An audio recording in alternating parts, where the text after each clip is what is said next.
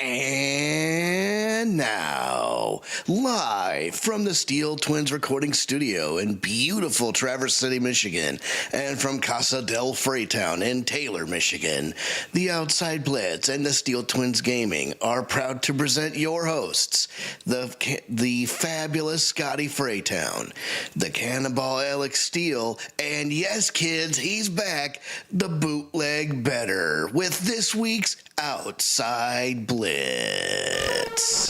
And welcome, ladies and gentlemen, to the Outside Blitz. I'm your host, the fabulous one, Scotty Fraytown. Joining me to my left for the first time in several weeks, the one, the only, who better to be than the Bootleg Bettor Boots? Welcome back to the show. Yeah, welcome. Let me just talk my shit. Oh, he's back. When I rap, all I'm hearing is the theme from Rocky. What's top ramen and Fago? Now it's sushi and sake. I still kill a rock and ride. Don't get it twisted. I'm as real as it gets. That's the point if you missed it. You can try play action. I don't fall for the okie doke. Cause Ice Cube told us don't fall for the okie doke. Pull the rug from under me. That don't mean much. I'm quick on my feet. Man, I used to double dutch and I never double clutch because ain't nothing fake about me.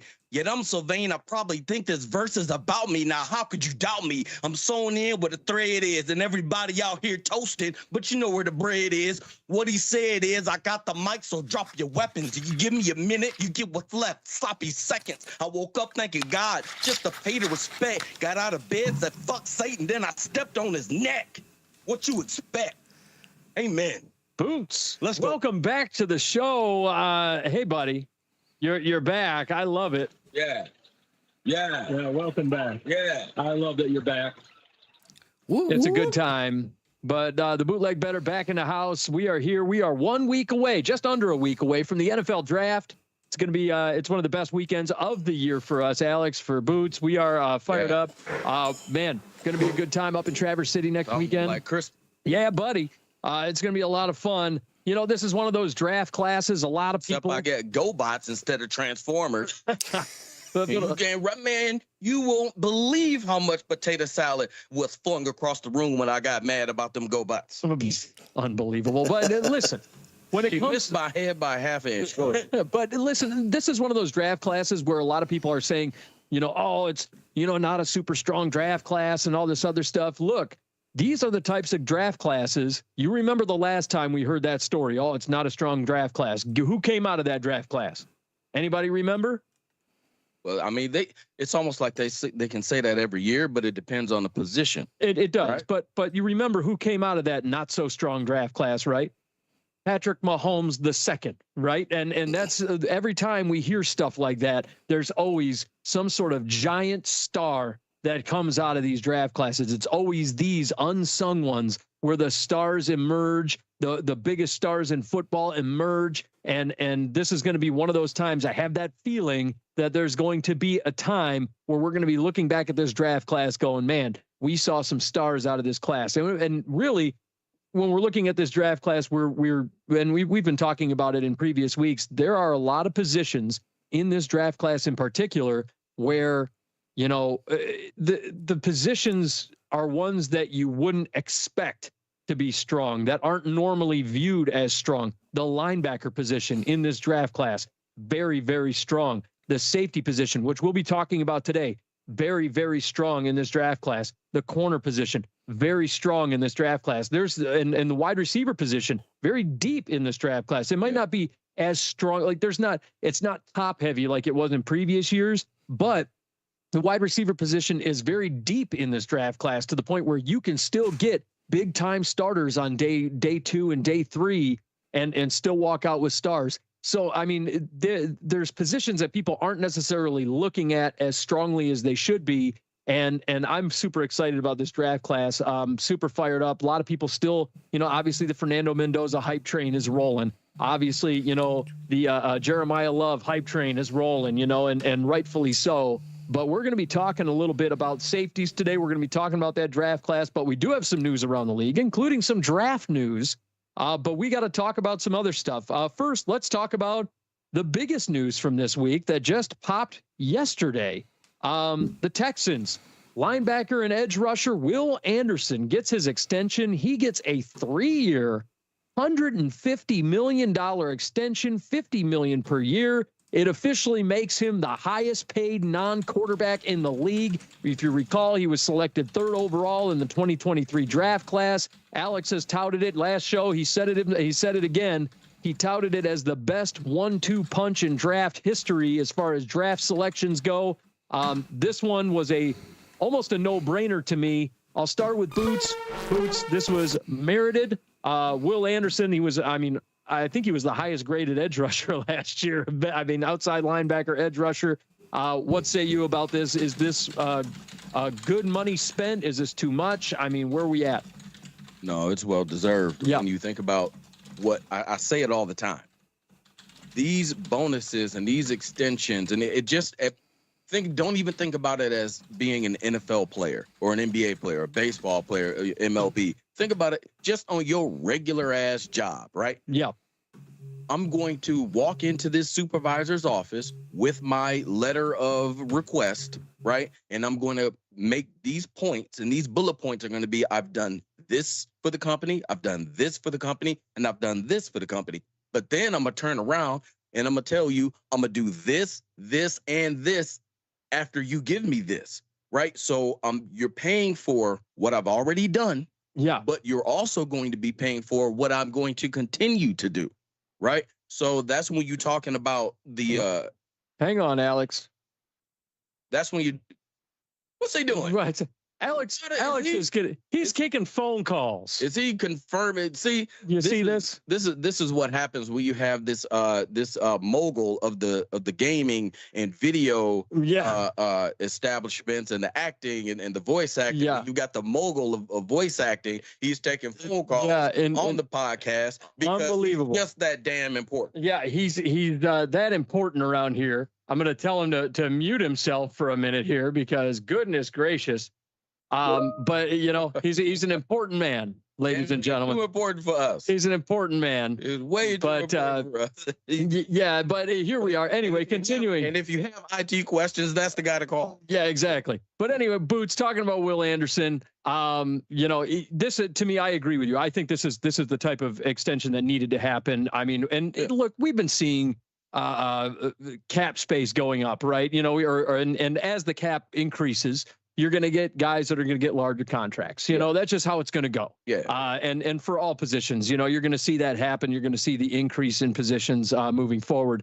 But what it comes down to, these edge rushers, the most recent one was TJ Watt TJ Watt. He got signed to the $45 million extension. Myles Garrett got a big. Yeah. Myles Garrett also, he got a huge contract. So, we've been seeing the edge rusher position kind of going by way of the quarterback, right? The quarterback, went up to 55 and, 60 million and whatever the case.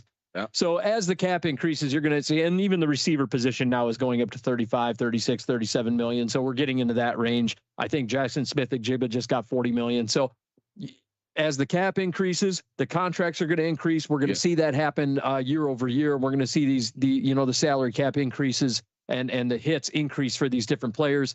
Will Anderson has been an outstanding player for the Houston Texans for a while. He's been incredible. $50 million, on paper seems like a ton of money, over 3 years, but at the seems like, but in the NFL world, how much money you make? Right. But in the NFL world, it seems like a ton of money, right? But at the end of the day, with the cap, it's with the cap increases. We're nearing $300 million. A couple of years ago, we were talking about it being at 212.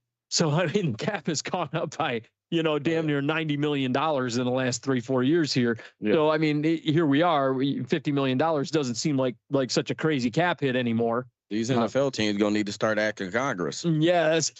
For the money to start paying these deals. Exactly. Alex, as for you, welcome back. Mr. Important, you're a very important man these days.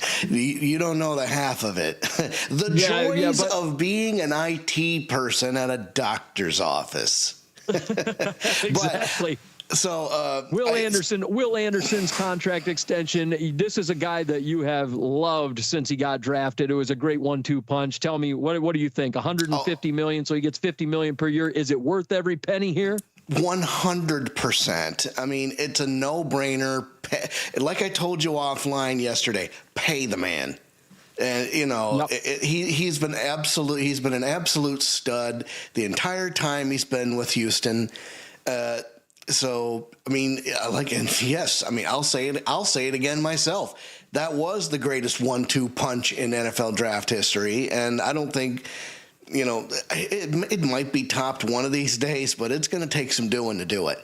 You know, the signing is absolutely worth it, and you know, Houston can only go forward from here. Yeah, they got a killer defense over there. And Boots, the Texans made other moves. This is a guy that I know you love, Bootleg B-Teamer. Let's talk about him. The Texas wide receiver Tank Dell, who missed all of last season after suffering that gruesome leg injury in 2024. He's been progressing out of his rehab stage. He's considered day-to-day. GM Nick Caserio told reporters on Monday they'll probably have a better idea as we get through the spring of what his availability is through training camp. So Tank Dell, coming out of a lost year, basically in 2025, that nasty leg injury. We remember it. It was gross. And it was horrific. But do you think Tank Dell returns to form? Do you think we're going to see the same Tank Dell that we saw in 2024, Boots? Nathaniel Tank Dell, yes, sir, was a fantastic playmaker, dude. He was just one of those guys who was dependable, and the moment was never too big, and you could always throw the ball to him. It seemed like he was always open, but he would make the catch, and we make spectacular catches, big time. The speed and the ability to move within the space, right? That was his greatest ability. We don't know about the knee. We talked about it just this past season, talking about Javonte Williams. Yep. You know, how long did it take him to fully get back to full form from the knee injury he suffered a couple seasons ago? Yep. And so that's always the question. That's the fart that's hanging in the room. How long is it going to be till it clears out and we can breathe easy? How long is that stink going to linger? You know what I'm saying? If they use that damn spray in there, we wouldn't have that problem. Right? Yeah. But, you know, Tank Dell, you know, for a while. But I hope yeah, always, right? You hope they get back to where they were. Yeah, absolutely. Tank Dell, for a while, you know, like on the depth chart, he was sort of listed for a minute as wide receiver 3, quickly turned into wide receiver 2 behind Nico Collins. Yeah. And on some weeks we had wide receiver 1. Yeah. I mean, because the rapport, yeah, right, with CJ Stroud was just remarkable. And you saw CJ Stroud's reaction to the injury. And that told you everything you needed to know. Yeah. The emotion that was pulled from CJ Stroud at that moment. And then in that game, they needed to pull it all back together to continue because the game wasn't over. Yep. And, you know, there was a real tough thing to do, especially for CJ. You could see it. You could see it in his face. You could see it in his play. Yep. You could see it after it occurred. So you know that the connection between the two goes beyond the football field. Yeah, and the Texans, they did go out and they drafted receivers last year. They went and picked up, if you recall, Jaden Higgins, who didn't exactly work out as well as a wide receiver 2. He was okay, but he reads more like a wide receiver 3.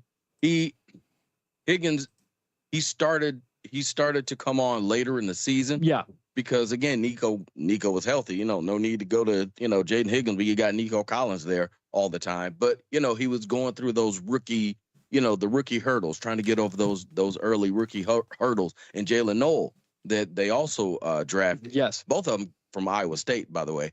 But he began later in the season to come along a little bit better. Yeah, it's going to be interesting to see what happens when Tank Dell gets back on the field. Obviously, he's going to have to knock off some rust when the time comes, but we could very well see the Houston Texans rolling Tank Dell out there in week 1.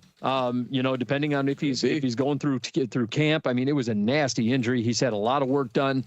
So we're going to see about that. Another guy, Boots, you love is Jacoby Brissett. We got some interesting stuff in Cardinal land here. First and foremost, Cardinals GM Monty Ossenfort says that, and I quote, "We are really not naming anyone starting quarterback right now, despite reports that Jacoby Brissett was originally going to be planned as the starter. Jacoby Brissett is now, after that comment, seeking an extension and will not be attending phase 1 of the Cardinals offseason program." And then on top, so it raises the question, I guess, for me, do you think the Cardinals are going to go into this year's draft drafting a quarterback? You could almost see Ty. You could almost see Ty Simpson. Yeah, holding up a Cardinals jersey. Yeah, almost. I mean, and that's Do you think he holds up a Cardinals jersey, or do you think he holds up a Jets jersey? That's going to be the big question, because the Jets have such a need. Or do you think the Jets are going to trade out? Because the Jets, if I'm not mistaken, are picking. Are they picking above the Cardinals? I think they're picking second, right? Yep. Yeah. Our fine friends at Tankathon have the New York Football Jets picking second in the draft, ahead of Arizona, who are picking third. Yeah. So I mean, if the Jets traded out of 2 and traded back with Arizona, imagine that. Ty Simpson going to the Arizona Cardinals. I mean, I could see the Jets holding up the Arizona Cardinals and saying, hey, and I guess the Arizona Cardinals also have hosted, if I'm not mistaken, Carson Beck, who's being touted right now as QB3 in this draft as it currently stands. Yeah. Yep. So and I know you're not sold on the Carson Beck show in spite of the national championship run. I got more to say about that later. Yeah. It's an interesting situation here for the Arizona Cardinals. Do you think the Cardinals give Jacoby Brissett the extension, or do you think they're going to keep him on the 1 year? Do you think Brissett's going to be a holdout? Where you at on that? I think that they being the Cardinals, are looking at all their options. They're looking at all the options. All the options are on the table. Yeah. But everybody knows. Such a GM answer, by the way. Yeah, they're gonna be. I have to believe that with new coach, new GM, new all of this, they're gonna try. I think they're gonna reset the table and probably look for a quarterback. I think they will. Yep. And Jacoby Brissett is going to be a victim of new coaching. Yeah, I think he's going to be a victim of circumstance here when it comes to the new coach and new GM and all that. And the interesting thing, I mean, the good news for any quarterback coming in, really, the Cardinals went up and picked up the 5th-year option on offensive tackle Paris Johnson Jr. This last week as well. There you go. That was an interesting one as well. They go out and pick him up. He was selected 6th overall in 2023 in the NFL draft. Currently, he's entering his 4th NFL season. He posted a 76.6 PFF grade last year, which ranked him 20th amongst all offensive tackles. He had a 77.1 pass blocking grade, which was 16th. 72.9 run blocking grade, which was 24th. He had 12 games last year. He was placed on IR in December due to a knee injury suffered in the Week 14 game against the Rams.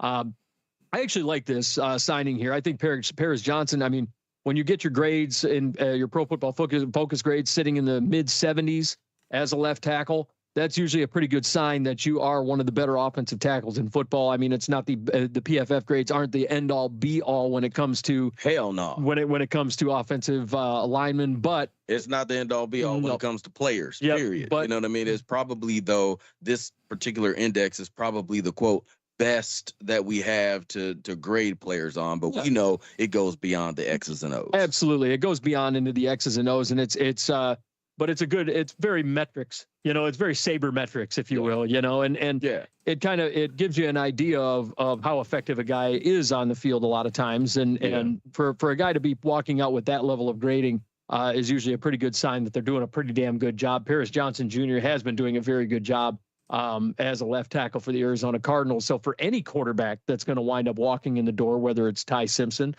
Carson Beck, whether it's, Jacoby Brissett winds up, continuing to be the starter over there. Could be. Yeah. They're going to wind up in a situation where, they have a really solid left tackle. Alex, Paris Johnson Jr., this is a good signing. Do you think Jacoby Brissett winds up? Do you think they draft a quarterback? Do you think Arizona trades up? Do you think they stay put at 5, I think it is? I mean, where are you at? So I think Arizona may stay pat at 3. Simply because they'll have their pick of the litter in that situation. But don't be surprised if they do trade down. I mean, we've seen this happen in drafts previously. But you got a guy that, he posted a 76.6 offensive, overall grade last year.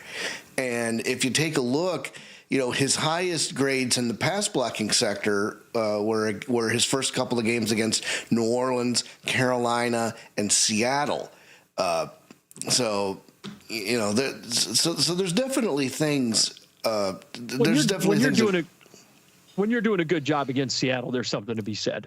If you're doing a good job against, yes, there's something to be said if you're doing a good job against the number 1 defense in football last year. Right. I mean, I think there's something to be said there, just for the record. But I mean, I'm with you. I think Paris Johnson is a good setup there for Arizona, and I think that's a smart play by them picking up the 5th-year option. They're going to keep him on the cheap. He's still on his rookie contract. Makes a lot of sense. Elsewhere, continuing the draft talk, the Commanders GM Adam Peters said he's open to I'm sorry.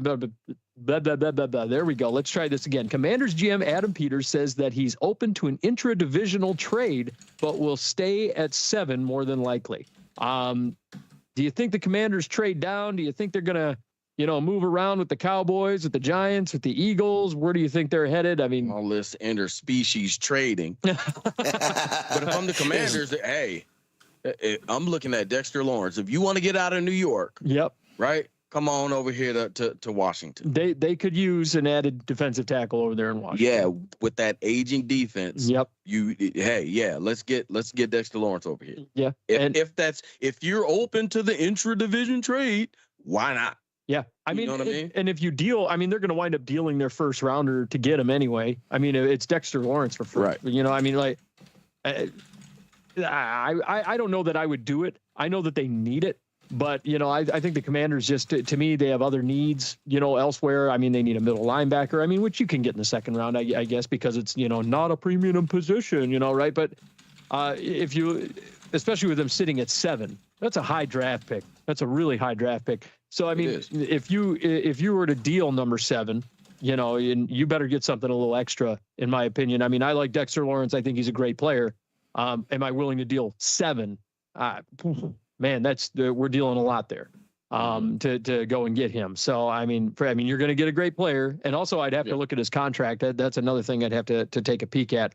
Elsewhere around and speaking of the Giants, let's talk about the Giants. We're going to talk about them. They go out and sign quarterback Brandon Allen to a 1-year deal. So Boots, you always say you're only as good as your backup quarterback. Here's a guy that's been a backup in this league for a hot minute, Brandon Allen. Do you like this signing? Do you think it's a silly signing? Where you at on it? Brandon Allen's one of those guys that is just going to keep a job because he knows how to prepare and how to hold the clipboard just right. He's right.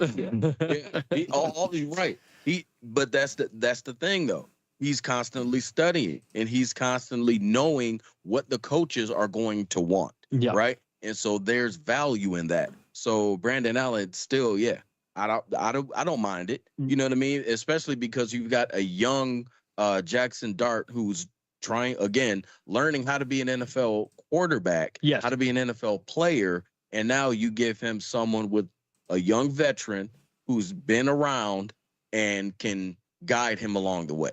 So that's not bad at all. Yeah, Alex, I know you are the and he's not going to be, and Jackson Dart's not going to be looking over his shoulder to see when am I going to get yanked, to put Brandon Allen in. Yeah. If they'd have brought in Kyler Murray, it'd be maybe a little bit different. We'd be having a different conversation at that point. Alex, I know you hated the Giants backup quarterback room for a hot minute there with Tommy Cutlets and all that stuff.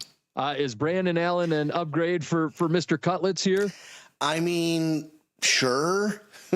I mean, I don't know. I mean, it's like the name doesn't jump off the page for me, and I agree. And to be fair to Tommy DeVito, he did have a very clutch night one time against the Green Bay Packers. So, the guy does have a little bit of talent, but as far as Brandon Allen's concerned, it's a good thing the Giants signed him to a 1-year deal. Again, just have a backup plan in case Jackson Dart goes down.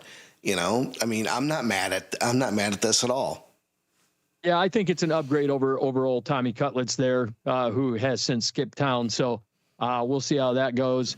And then that means he had to move out of his parents' basement. Yeah. Well, he went to he's no longer living in the townhouse or whatever. You living in a different state, bro. You can't stay in the basement. Exactly. But that's all right though. I had to do that for many years. No disrespect. Yeah. You know what I'm saying? Yeah, but save a little money. But when you're making, make sure you putting in on that doggone light bill. Yeah, when you're making 6 figures, I don't think it's very fair. Next up, safety Nasser Adderley, who retired from the NFL back in 2023. Is returning to the league and signing with the Indianapolis Colts. Yeah, he retired due to nagging injuries. He said health, family, and entrepreneurship were his priorities when he retired. He posted his best year with the Chargers with a 67.3 PFF grade, including a 91.6 pass rush grade, which ranked first at the position.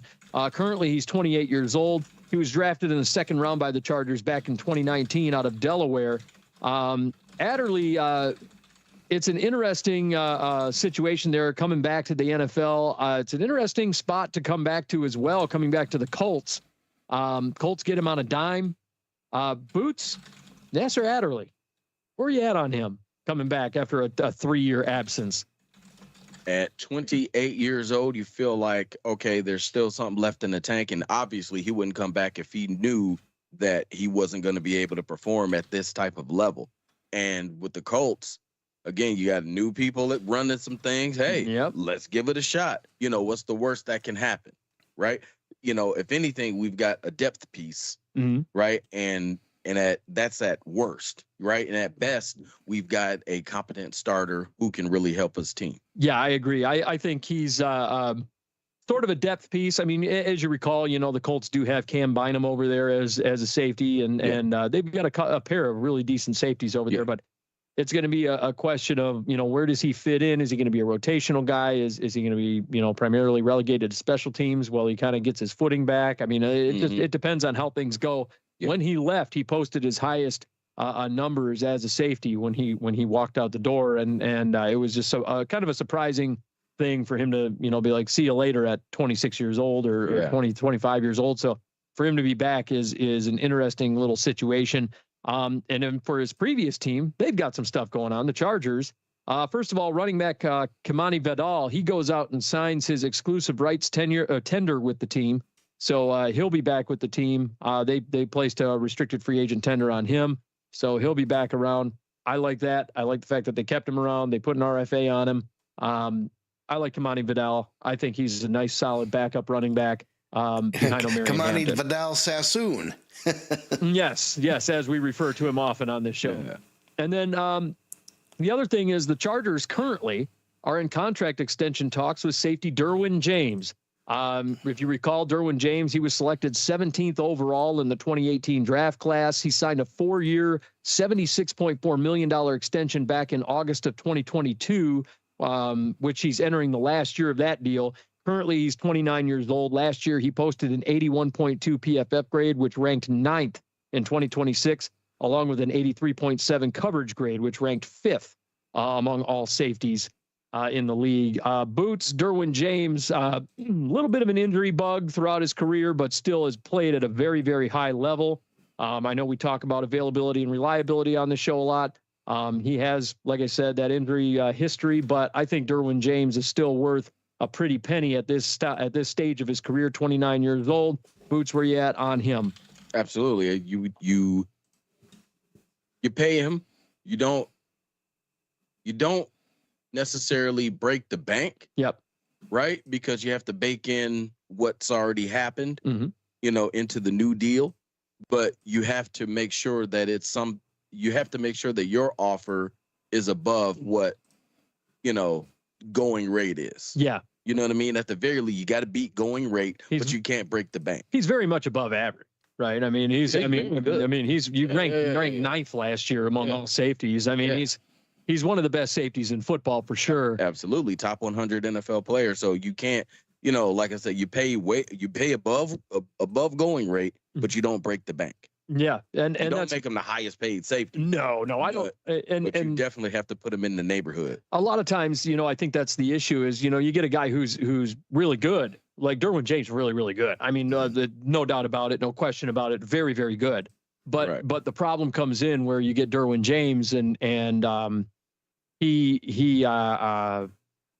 know, you get a guy who's like, for example, just outside of the top 10 at his position. And then next thing you know, a team is making him the highest paid. And it's the going trend in the NFL. Well, we'll just make him the highest paid guy. Well, at that position. Well, should he have been made the highest paid guy? He wasn't number one at his position. Right. You know, we kind of saw a similar situation. I think Aiden Hutchinson, for example, very, very good defensive end. Right. You know, should he have been highest paid at his position at the time? Probably not. But he should have been in the neighborhood, like you said. But he shouldn't have been, you know, $45 million man or $40 million man or anything like that. But I think Aiden Hutchinson should have been high paid, but not the highest paid at the position. Right. And that's kind of what we're, it makes me nervous when I see a guy that's ranked currently 9th at the position, and there's a real possibility they're going to go, oh, you're going to pay him $30 million a year. It's like, oh God, I don't know. So we're going to have to wait and see how the Chargers decide to set that up. But currently he is in the discussion as of right now.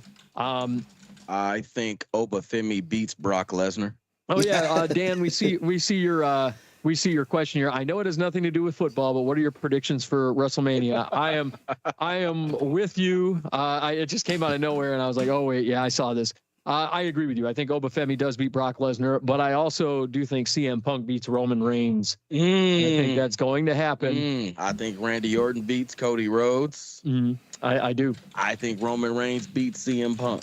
Yeah, I think it's going to be the opposite. You know why it's going to be the opposite? What? I think The Rock is going to screw Roman Reigns over. I do. I think that's going to happen. It's a swerve, bro. But at the end of the day, that's what I think is going to go on. But anyway, I think Kevin Owens comes back and helps Sami Zayn beat Trick Williams. I agree with that too. I think Javon Evans becomes the youngest Intercontinental Champion in WWE history and wins the ladder match. You like Javon Evans a lot, huh? I do. And if you want to make a superstar, you want to make a moment, you want to make history, this is where you do it. See, I'm not as sold on Evans. I like Evans, but I'm not as sold on him as I am other guys on the roster. I just okay. Not as sold on Evans. Okay. I think he does need he needs a little more, to me, a little more seasoning, I guess. Well, yeah, he's still green. Yeah, still a little green. So, but I think it's gonna hurt me. But Balor beats Dominic.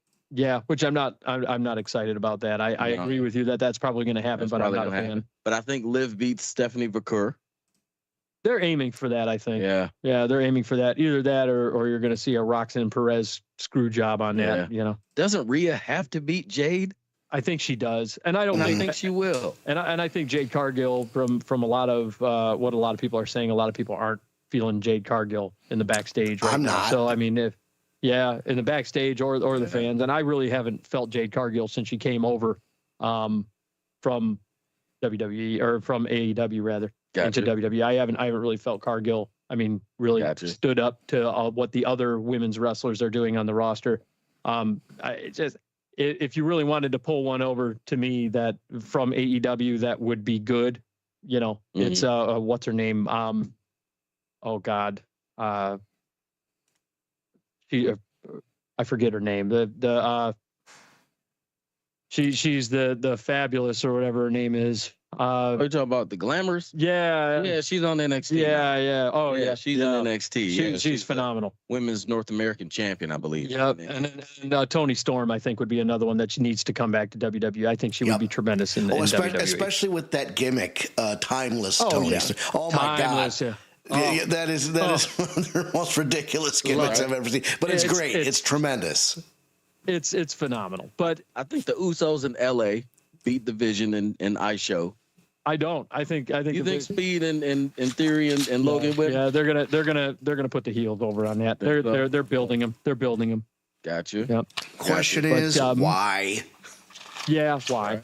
But moving back into more NFL news, moving back, I do answer all of your WrestleMania questions. I hope we did. I know it's a big weekend for everybody, but for a lot of the wrestling crowd out there. Let's jump into the Vikings. They go out and sign defensive end Jalen Redmond. He signs his exclusive rights tender with the team, so Jalen Redmond will be back. I like Jalen Redmond, by the way.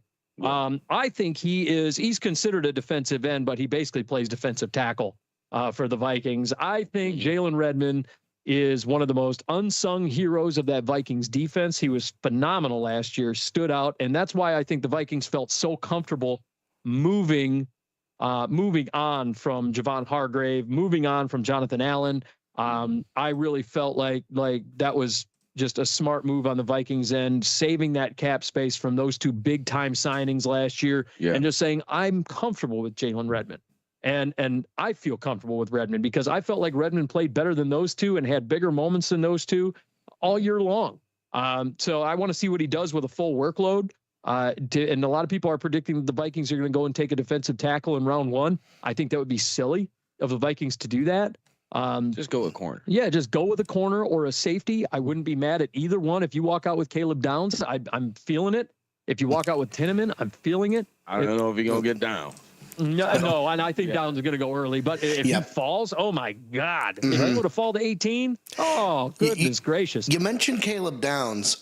One of our fans on my side of the YouTube channel, Anthony Manzano 3551, shout out. You know, he has a pretty interesting take. As you know, our fine friends at Tankathon have the Saints going at 9, New Orleans at 9, Kansas City at 9. God dang it. 8, 9, 10, New Orleans, Kansas City, Cincinnati. Caleb Downs apparently is going to go. His idea is that Caleb Downs will get drafted by the New Orleans Saints.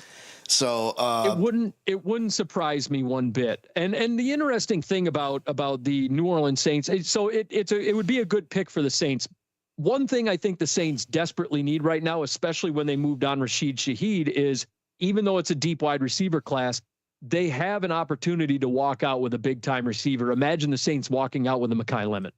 And Lemon could fall to around that level if they walk out with a Mekhi Lemon type. I don't know that Carnell Tate falls that far. A lot of people have still predicted Carnell Tate to go top 5 or 6, some even as high as top 3, which I think is insane. But no, I don't see that. I don't see Carnell Tate going top 3, but top 5 or 6, I still think is very doable. But I do think Tate's going to go top 10. If Carnell Tate does fall to the New Orleans Saints, I'll be surprised. But and I think the Saints take him. I don't think that's even a question. Right. Imagine having, Tate and Olave on the same field. Right. And right now Olave's going through a contract situation. I could definitely see that happening. But Downs going to the Saints does make sense. They do need safety help. They do need corner help. They do need stuff on the defensive side of the ball. So it wouldn't surprise me. But with it being a really deep safety class, I could see a Bud Clark going to New Orleans later in the second or third round. I could see that happening as well. Right. There are options out there as far as the corners and safeties, deep classes and deep and big time opportunities for these teams to find, as Alex likes to put it, diamonds in the rough. In the second and third round. So a lot of opportunity there. So we'll see how that goes. Raiders GM, here's an interesting one. Raiders GM John Spytek says teams know. Sounds like he should be owning a defense company. I know, either that or he's like one of Inspector Gadget's, enemies. Dr. Spytek. Dr. Spytek. We got Dr. Claw sitting next to me. He doesn't like to be on the camera, but Raiders GM John Spytek says, and I quote, teams know where they stand as far as the Raiders being willing to come off of pick number 1. What is the over-under, Alex, on the Raiders dealing pick number 1 and moving off of what we believe is going to be Fernando Mendoza at number 1? What do you think is the over-under on that? You know something? I would put the odds at about plus 150. You bet 100, win $150, and it's a little bit, because I mean that is a lot of BS GM speak for. We're on the one hand, that tells me the Raiders are like, no way, we're sticking at number 1. We've listened to all the offers, we've heard all the, we've listened to all the offers, and it has said, and then we're talking. No, it's not going to happen. The other part of me thinks, we've made a decision in the background, but we're going to wait till draft day to reveal to everyone what that decision is. So, to me, you're not listening to offers at all. Yeah. Right? You shouldn't be. Unless you shouldn't be. You're not listening if you're not considering it, right? I mean, if it's not even in consideration, Boots, I mean, maybe I'm wrong. If it's not in consideration, you're not saying, oh, these teams know where they stand as far as what they got to give us to get that deal. They're considering this. Look, I know you're in Vegas. And they're gamblers out there. But there is no need to gamble here. No, sir. You heard me? Just do the right thing. Yeah. You draft Mendoza, and then later in the draft, you can trade a pick or two, whatever you got to do, and you get somebody to protect his ass. That's it. Yep. Okay? Now, Simple. there have been scouts that have said that they believe that Ty Simpson is a better fit for what Clint Kubiak is going to want to do with the Raiders. They believe that Ty Simpson would be a better fit. Do you think that Ty Simpson's a better fit than Mendoza, or do you think that Mendoza should be the guy? For a suit? For a suit and some shoes? Yeah, maybe. But we talking about Fernando Mendoza, the dude that took Miami to the limit, beat them in the national title game on a 4th and 5. Yep. Took the ball his damn self. Reminded me of John Elway when John Elway beat the Packers in the Super Bowl, getting helicoptered into the end zone because he hadn't took off like that in a long time. Yep. Fernando Mendoza took the ball, took the game, put it on himself, and ran that ball into the end zone for a touchdown to put Indiana ahead. That is what you call critical moments, big-time players making big-time plays and big-time moments. That's it. And when you have that, and he had done that all season long, that wasn't just one moment in time. He had done that all season long. Yep. So when you have that type of proven ability and proven capability, and when you look over the other side, Ty Simpson, he had all those opportunities to prove it himself,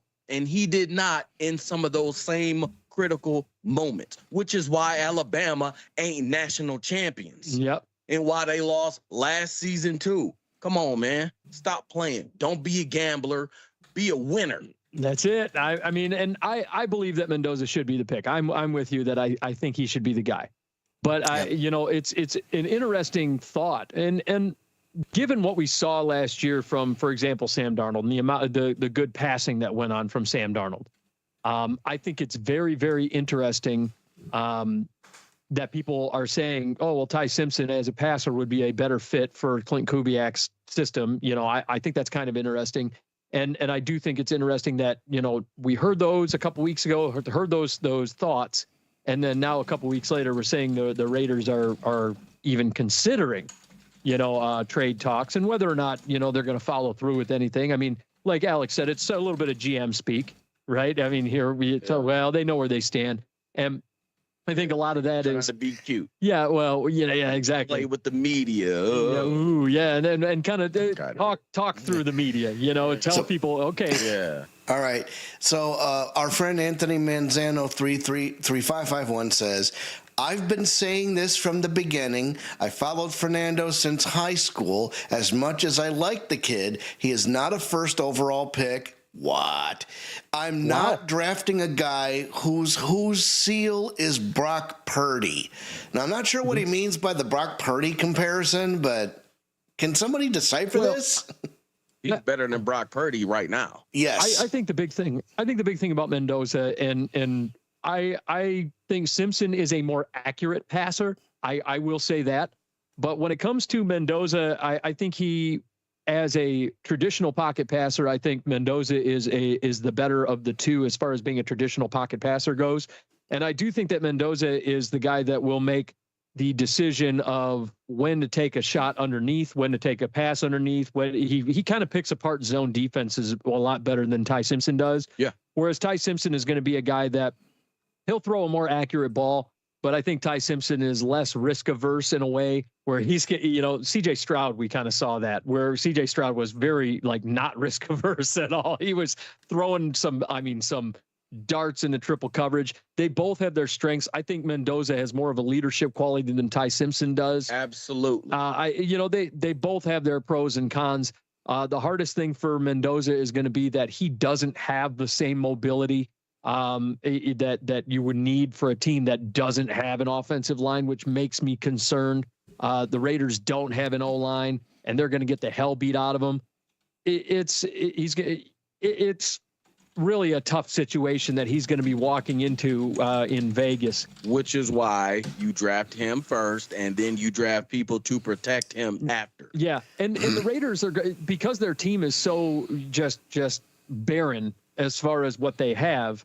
I do think that the Raiders, and we explored the idea of the Raiders a couple weeks back, if you recall. We explored the idea of the Raiders possibly trading out of pick number 1 and saying trade back, select a quarterback later in the first round, take a Simpson, take a back, take something, and then build your offensive line and get extra draft picks to build your offensive line. And this is a good class to build an interior offensive line. I mean, we've detailed, the Jennings Dunkers of the world and the Pat Coogans of the world and the Jake Slaughters of the world.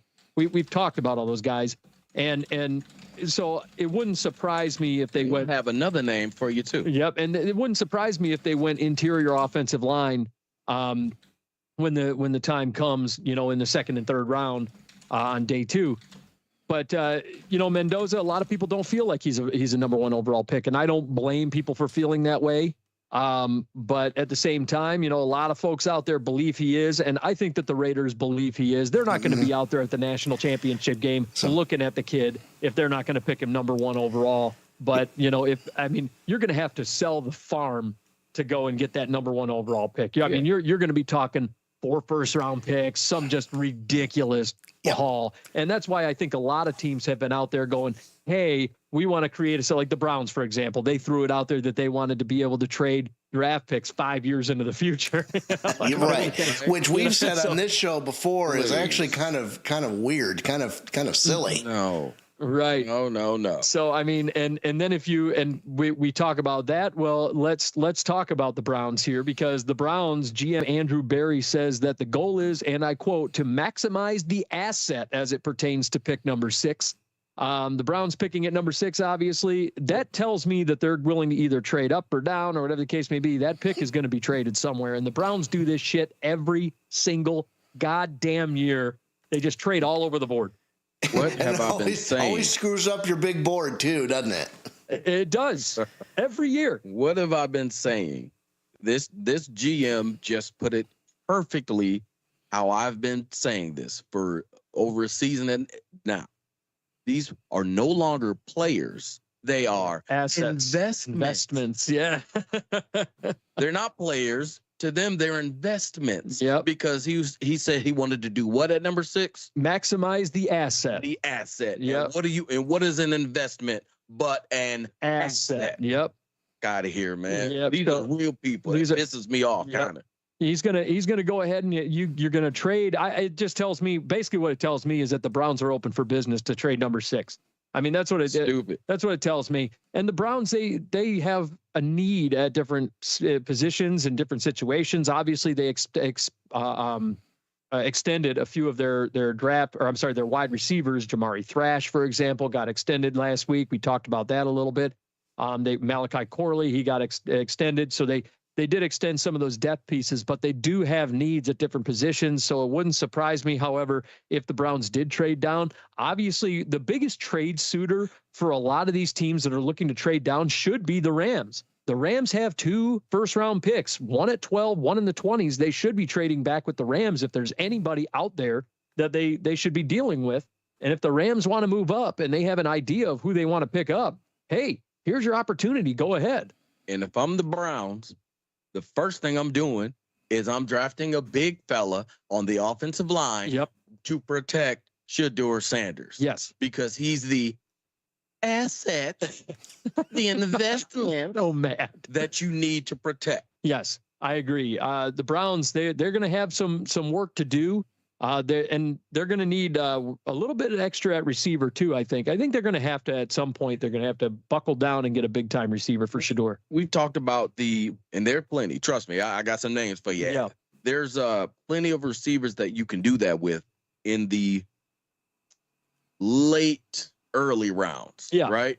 But second and third round. Right. Yeah. But you cannot overlook the protection of your quarterback, especially when you're talking about the Baltimore Ravens. Yep. With that defensive line, when you're talking about the Pittsburgh Steelers with T.J. Watt and Cam Hayward and those guys on that defensive line, when you talk about, well, I guess not really the Bengals so much.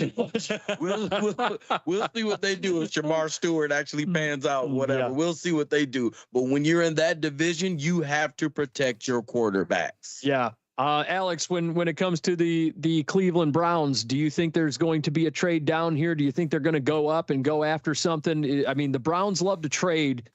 They have shown their propensity. I mean, really, since I started, and it's funny that you mentioned it. Every year I do that NFL, that mock draft big board that I do every year, my 3-round mock. I post it on the Outside Blitz Facebook page. I throw it out there. We're going to post ours this year, right? Yeah. We'll post both of them? Yeah. We're going to post all of them. Yours and ours? Yeah, and ours all together. We're going to be doing it. Actually, what we're going to be doing, and because we're on our live channel, we're going to actually be doing that. We're going to be doing that live, and we're going to have it on our live channel for people to see as we're going through it. So, and Alex is going to help me put that together this week. So we're going to have that on the screen for all the folks that join us live. They're going to be seeing us do our draft and check it out. So it's going to be a good time. So that's Tuesday night, people. Tuesday night we'll be doing April 22nd, I believe. 21st. Tuesday night, April 21st. April 21st. Yep, this upcoming Tuesday. So I'm very excited about that. We're going to be we do that mock draft. So all three of us will be going around the room. But I always do my mock draft, my 3-round mock, and every single year, I post this thing up. I put it on our Facebook page. I post it up on our Twitter page. I go out and I say, hey, here's my 3-round big board. I put it up on my personal page just so people can read it.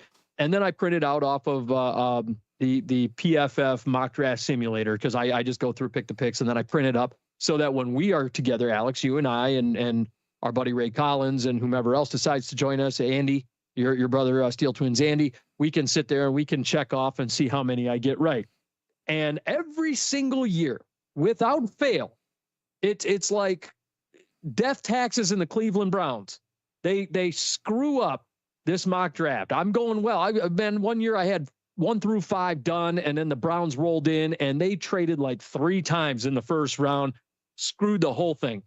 It was like, okay, because one trade screws up 2 picks right off the rip. So now I'm sitting here like, oh, this is cute. And it's going to be a pain in the ass. Now I see this and I see the Browns talking about maximizing the asset. And I'm like, great.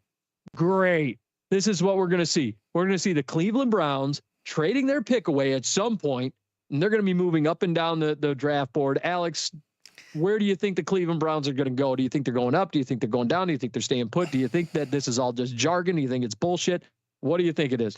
Okay, so a lot to unpack here. So first of all, I do agree that, if you're just throwing around the term maximizing the asset, it's a lot of GM jargon speak, and it's bullshit. But there is merit here. I absolutely believe that the Cleveland Browns will be trading that number 6 pick. And the question I've always asked, whether it's the Raiders staying pat at 1 and drafting Mendoza, or the Cleveland Browns and their number 6 pick, or the Cleveland Browns and anything they do, the question I always ask, are they smart enough? And I don't know if listen, we were sitting last year. You came up to Traverse City, and we were watching. We were holding with bated breath. Who were the Cleveland Browns going to select for their first, in the first round? And we thought, okay, Shedeur is definitely going. He's going. And then we waited until the 4th round, and somehow, some way, Shedeur Sanders plummeted to the 4th round, and the Cleveland Browns were able to pick him up. So obviously they knew something we didn't. So, but are the Cleveland Browns smart enough to maximize the asset? I don't think they are. I think they're going to do something incredibly stupid, and I think they trade down. Honestly, I think they might trade down and miss out on a pick that they're looking for. All right, we're going to try to, maximize this asset by, all right, we're going to trade down to okay, so if Tankathon has them at 6, let's say they trade with Pittsburgh, or they trade with the Chargers, 21 or 22. And then right before it gets to them, somebody from Carolina or Dallas or Minnesota gets the player that the Browns are looking for. I think that's what's going to happen. The Cleveland Browns are going to try to trade down to try to, maximize their asset, and it's going to blow up in their face. Well, the big thing about and this is why I always mention the Rams, and the Rams have been they're so F them picks all the time, right? Right. And they got 2 of them, and I wouldn't put it past the Rams to go, well, F the 2 picks, I'll just make it 1 pick, right? And make the move, right? Yeah. It wouldn't surprise me. I look at the LA Rams and look at their situation. I could see them trading up. And actually, one of those picks I think got traded away for Trent McDuffie, if I'm not mistaken. But in any case, the LA Rams would make a lot of sense to trade down with. If the Browns wanted to trade down, maximizing the asset though, that's what they're going to do. They're going to trade down. They're going to accrue picks. Is basically my takeaway. You want to maximize the asset. That's what that sounds like to me. I agree with you, Alex. I think it's a trade down situation. The Cleveland Browns just and they could fuck up a wet dream when it comes to the NFL draft. I mean, that's just kind of what they do. Another alarm goes off. What? Yeah, exactly. Oh, damn it. Speaking of let me go back to sleep. Interesting draft news, the Panthers GM Dan was halfway naked. Yeah, she had her she was almost had her top up. Panthers GM Dan Morgan said he wouldn't hesitate to draft a wide receiver in the first round for the third year in a row. Dan Morgan, I mean, if you recall, it was Xavier Legette, and then, obviously last year, Petero McMillan. Now here we are. Do you think the Panthers go wide receiver again? I mean, Xavier Legette didn't exactly pan out in the way that everybody sort of expected. McMillan turned out really good last year. Obviously, Rookie of the Year rankings, he was pretty high up there. Offensive Rookie of the Year per the NFL.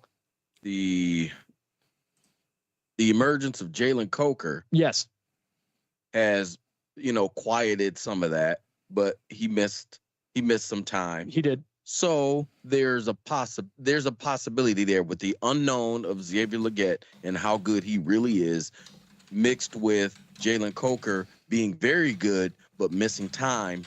So there could be something there. Yeah, I could see it. Yeah, and there are some really good receivers in this draft class. We keep talking about how deep of a wide receiver class it is. Got some possibilities here as far as wide receivers go. So I could see the Panthers jumping in and snagging one up. And one receiver that will be on the board, and this is kind of an interesting situation. Eagles general manager Howie Roseman, he was speaking on a possible A.J. Brown trade earlier this week. He said, and I quote, A.J. Brown's an Eagle, when he was asked if the club's recent moves at the position mean anything for the star wide receiver. He said, and I quote, what do you think the odds are that I'm answering this question any different than I answered it anywhere else? Like, really, do you think that's 50%? Do you think it's 75%? Patriots GM Elliott Wolf, who, the reports have been that the Patriots have been trying to get A.J. Brown, have been negotiating for A.J. Brown. I think the Patriots have other concerns that they should be worried about. Oh, yeah. There's a lot of other stuff. But Elliott Wolf says he's, and I quote, going to keep the door open for a possible A.J. Brown trade to come to fruition.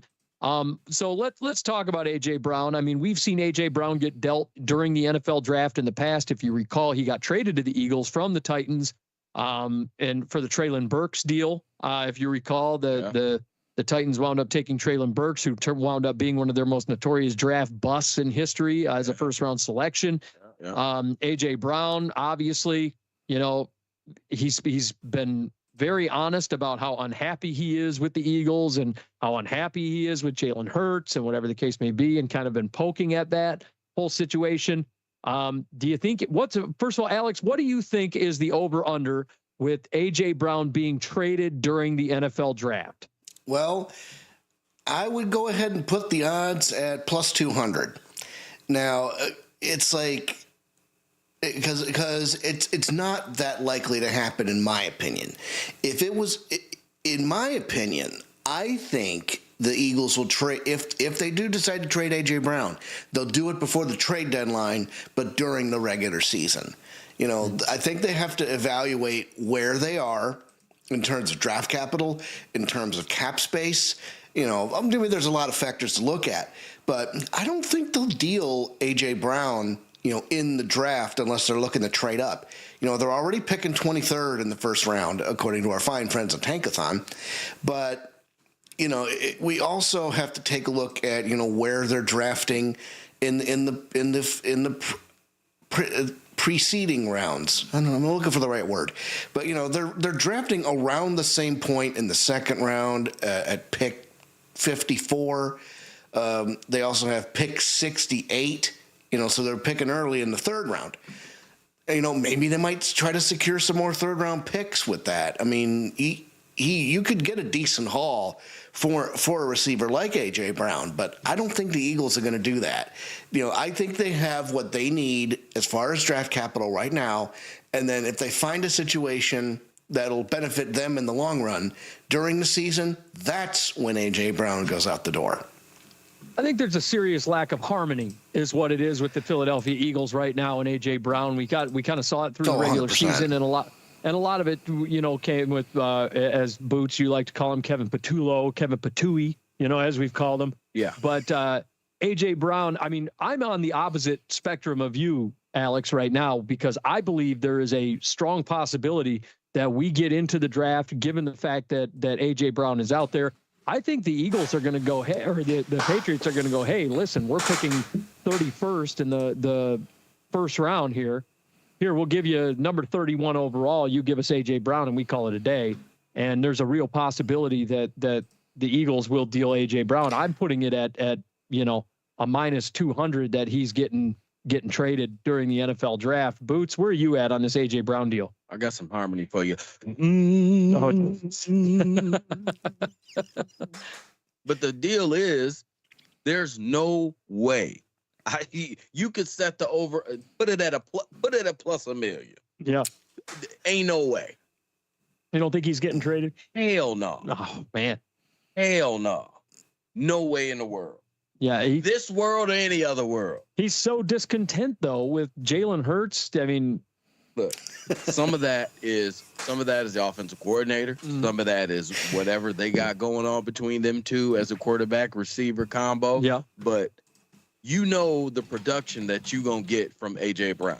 You know exactly who he is and what he can do. So if you get rid of him, you are an idiot.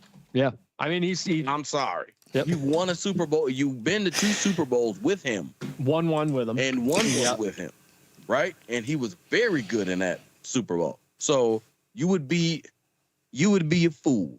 Yep. To let him go for any kind of trade, draft day or not. Yep. That wouldn't I somewhat agree with you in the extent. I know how some of these teams work, and I know how they're probably likely viewing the situation where, hey, we just got done paying this guy, and he said that was one thing that he threw out there, that Jalen Hurts is throwing him ham sandwiches. He said that a couple of weeks ago. Alex, you throw that out there. I said that Jalen Hurts was throwing him ham sandwiches. Ham sandwich? Yeah. When was the last time you had a ham sandwich? Yeah, and that was during the Flag Football Classic, if I'm not mistaken. You some jalapenos. You grill that bad boy. But he said, you see some of these ham sandwiches that this guy's been throwing me, and I think that's what the quote was. But it was pretty wild. But at the end of the day, I agree with you that what you're going to get with A.J. Brown. He's a 1,000+ yard receiver perennially. He's 29 years old. I mean, obviously getting a little up there, but at the end of the day, I think is he approaching? I think he's approaching his age 30 season, isn't he? I haven't seen his birth certificate lately. The thing is, Howie Roseman comes across to me. Yeah. Who am I? But to me, I'm the Bootleg Bettor. That's who. To me, he comes across as an honest GM, as a guy who's telling you exactly what he's going to do. Yep. And you can say what you want to say, feel how you want to feel.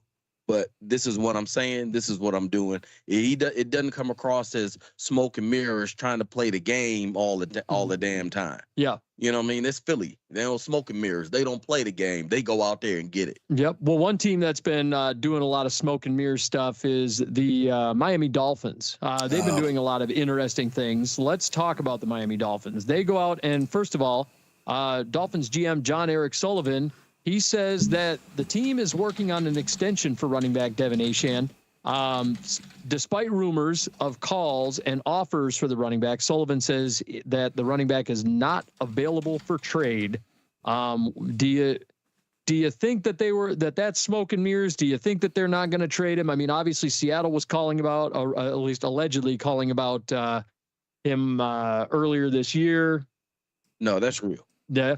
That's real because you've seen what they've done all season, all off season, right? Offloading this guy, offloading that guy, getting rid of this guy, bringing in that guy. You've seen what they've done. So for the GM to come out and say, no, we're not trading him. We're working on something because Devon Achane, yeah, he's missed some time, right? And there's always that injury, possible injury concern with him. Yeah. But you can't.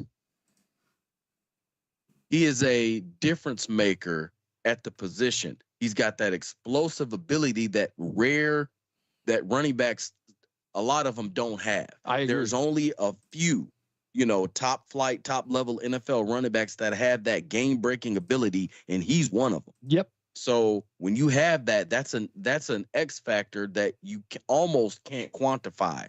So keep him with the team. He was the best player on that team last year, hands down.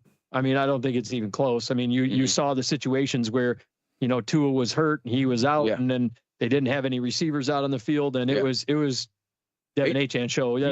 He produced more than I believed that he was going to be able to. Yeah, that's exactly what it is. Given the scenario, given the situation. So, yeah. Also, the Dolphins, they are visiting. Well, they have a defensive end, A.J. Epinesa, visiting with them. He was let go by the Bills in free agency this year. It was a sort of a surprise one because Epinesa, he's been very good for the Bills. Yeah, and you don't see the Buffalo Bills defense without seeing him. Yeah, he's always on the roster in my mind. Go ahead. Yeah, it was just very surprising to see that they let him walk. I think and it's also a little surprising that the Dolphins are going after him, given that, if you recall, they went out and picked up two big-time defensive ends, two big-time edge rushers in previous drafts, and Chop Robinson and Muhammad. They went and picked those guys up, and then out of nowhere, now they're talking about Epinesa, and Epinesa's good. I mean, I'm not going to say he's bad, but you spent that draft capital on these different, edge rushers, and now you're talking to Epinesa. So it's a little confusing. It makes me wonder how they're going to line guys up, or if they're changing their defense, or whatever the case may be, or if they. And you've got a defensive-minded head coach in Jeff Hafley. Yep. And if he's going to bring what you always want, you want to add to your strength. You don't want to weaken your team. You want to strengthen your team. And if you have got a defensive end room that's pretty strong, hey, add some more strength to it. Sure. Like Mr. Hunt would say, and just, hey, at least we won't get beat at this position. Yeah, exactly. You know what I'm saying? Exactly. Also, the Cowboys have so Dante Fowler right now, the defensive end for the edge rusher he previously was with the Dallas Cowboys, currently visiting with the Seattle Seahawks.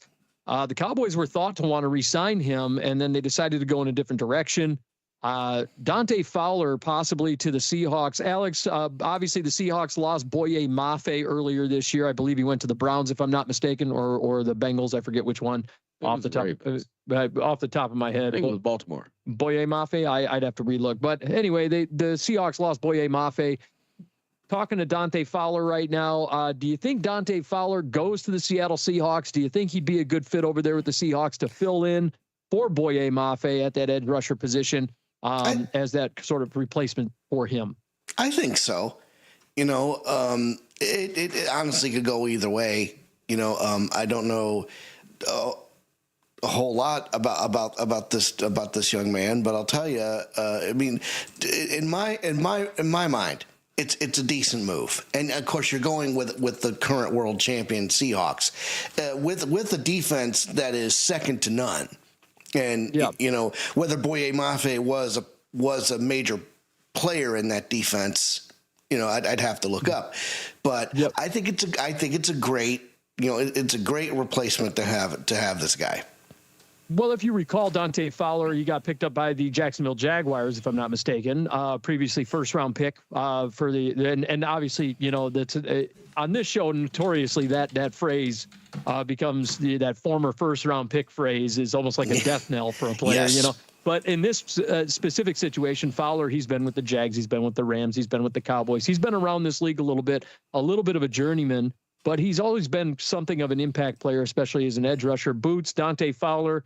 Do you think he's a good fit? Do you think this is a Boye Mafe replacement? Do you think the Seahawks are going to pick him up? Do you think he's going to get paid decent money? What do you think the deal is with Dante Fowler?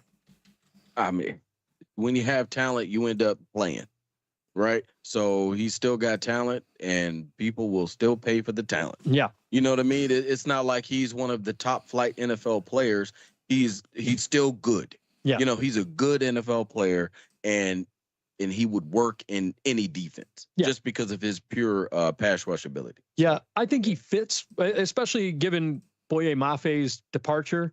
If you were looking for a guy that I think would be a pretty close 1-for-1, I think Dante Fowler's kind of right in that zone. I think Boye Mafe had himself a really good year last year, but Dante Fowler, if you're going to stick him in the Seattle defense, I think he fits. And I think he fits what they're going to want him to do, and very similarly what they wanted out of Boye Mafe. And that's why I think the Seahawks probably feel pretty comfortable letting Boye Mafe walk out the door, not paying that huge money, bringing in Dante Fowler, probably getting him on a similar pay scale that they had Boye Mafe and prior, you know, and being able to roll Dante Fowler out there and let him do his thing. Fowler did really well for the Rams. If I'm not mistaken, he was a part of that Super Bowl team for the LA Rams. So, I mean, it's going to be a nice fit, I think, going back to the NFC West for Dante Fowler. And then last but not least, the Falcons. This is an interesting thing. And this is a guy that got a lot of hype in the 2024 NFL draft. The Falcons. And this is a guy that I have trouble pronouncing his name. And you're going to laugh your ass off when I try to do it. But it was a name that he got a lot of hype going into this draft. All right. The Falcons trade defensive tackle Rook Arororo. Oh. Yeah, exactly.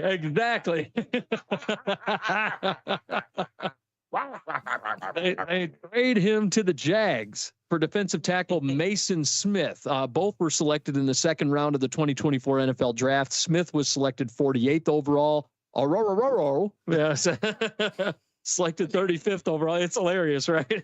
Don't go dying on me now. But both have played very poorly for their respective teams since being drafted. To be perfectly honest with you, looking at their statistics, looking at their grades, looking at the metrics, they have both not been good.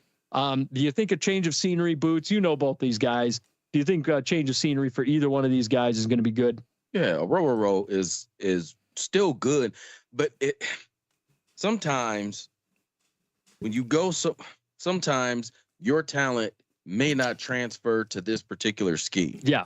Right. And what they may be asking you to do, maybe it took a little bit longer for him to get. And maybe now with the new coaching regime, again, now we got totally new. We're trying to, reset the table and do what we want to do. Sure. You know what I mean? And not do what this previous coach was doing. So if he doesn't fit, yeah, and I was get him somewhere else. I was looking at their statistics and looking at their metrics, and it was just not bad. Yeah, I don't think he's bad, but I think that if you look at like where they were both selected in the second round. I think the Falcons and Jags, it almost looks like they looked at each other and went, "Look, we drafted this guy, and you drafted your guy, but I don't think your guy fits your scheme, and I don't think our guy fits our scheme. Mm-hmm. But if we trade him, they'll fit our scheme. I think that's fit yours. Your guy will fit ours. Let's just do this. Yeah, let's just fix this. And I think that's kind of what they were both thinking, because that's they were both selected in the second round, right near each other, and both their grades are very similarly kind of bad, but they're very similar if you look at the numbers. I mean, it's like, okay, let's just swap this over and be done with it. Right. And that's kind of where I think it's going. So both those guys have been traded out. Arororo goes to the Jags, and Smith goes to the Falcons. Mason Smith does. So we'll see how that works out. Easy name to say. Yeah, Mason Smith. Yeah, that one was the nice one, but Arororo got me. So with that's our news around the league, and now we're going to jump into our prospects. This is our last week of prospects, fellas. We've been doing these every week. We've been jumping into them. We've been doing all these different positions for our top prospects for each position in the NFL draft and our top prospects. Boots, I want to jump into some of your Bootleg B-Team first, because we haven't jumped into it's been about 3 weeks since we've seen you. I want to jump into your prospects for the NFL draft. Your We're going to go B-Team. through the entire Bootleg B-Team. Yeah, let's jump through the Bootleg B-Team, because we're missing about 3 to 4 weeks, and we got some stuff to catch up on before we jump into our top safeties. So I want to jump into your defensive guys. Defense. Well, you know what? We're just gonna go through We're just gonna go through the whole squad. Yeah. Right, real quick. I don't want to take up too much time. I already take up enough air as it is. Yep. You got to go. You know, got to go through the old man notebook. Hold on. The old notebook. I try to get him every time on it. Yeah. So we talk about the Bootleg B-Team. Hold on. Here we go. So when I first started on the podcast, the Bootleg B-Team was it was going to be the guys who were the quote bootleg version, right, of the guy who was supposed to be the #1 guy, right. Then it kind of morphed into, okay, this guy is going to be drafted, but not going to be drafted in the first round, like that. And then the following season, I was put in charge of the top 5 at each position after quarterback and wide receiver. Yep. And then Alex began to do the guys who were going to be drafted not in the first round, right? Right. So that year I called them the A-list All-Stars. Yes, sir. And you talk about Jared Verse won Defensive Rookie of the Year. Yes, sir. He did. The Kingpin Braden Fisk also on that squad. Super Bowl champion now. Byron Murphy was on the A-list.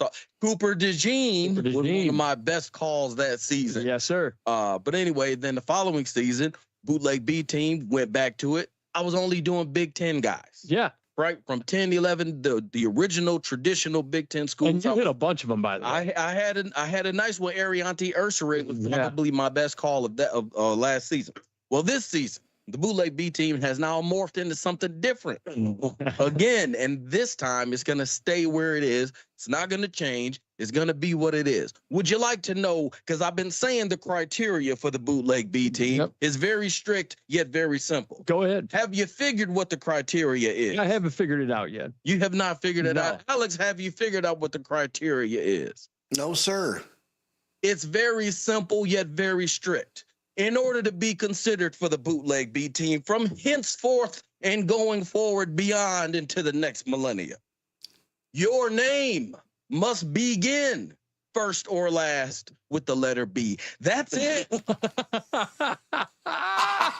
it, baby. Oh, God. So when I talk about guys that don't fit the criteria, it's only because there's no B in there. There's no B. So that's how you gotta mine for the products. You gotta test yourself. Oh, goodness. Right? So I tested myself all season looking for guys with B's in their name. And here we go. The Bootleg B-Team. We start at quarterback. Oh, boy. First team out the gate. Blake Horvath, Navy. Now, I don't know what the naval requirements are in regards to the NFL draft, and guys coming from the service academies don't know what all that entails, but I do know a talented quarterback when I see one. Yeah. Blake Horvath, I call him the commander.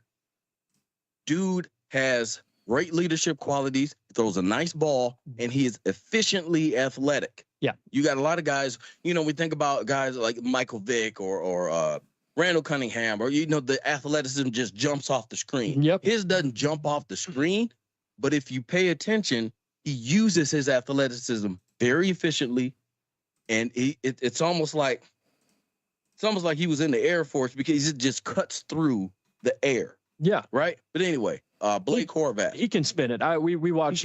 We did watch a lot of the offseason draft process on him, and because I watched him what's the game they play there? I watched the offseason game that they played going into the NFL draft process, and he actually he spun it really well. He throws a nice ball. Yeah, you don't think about that when you talk about Navy quarterbacks. Yep. Right. So I really any of the military quarterbacks, it's very run heavy. Yes. Yeah. Yeah. But I think he could find success with the Indianapolis Colts. I think he would fit perfectly with what the Colts do on offense. Yeah. That's just me. Second team, Bootleg B-Team, coming from Southern Miss, Braylon Braxton.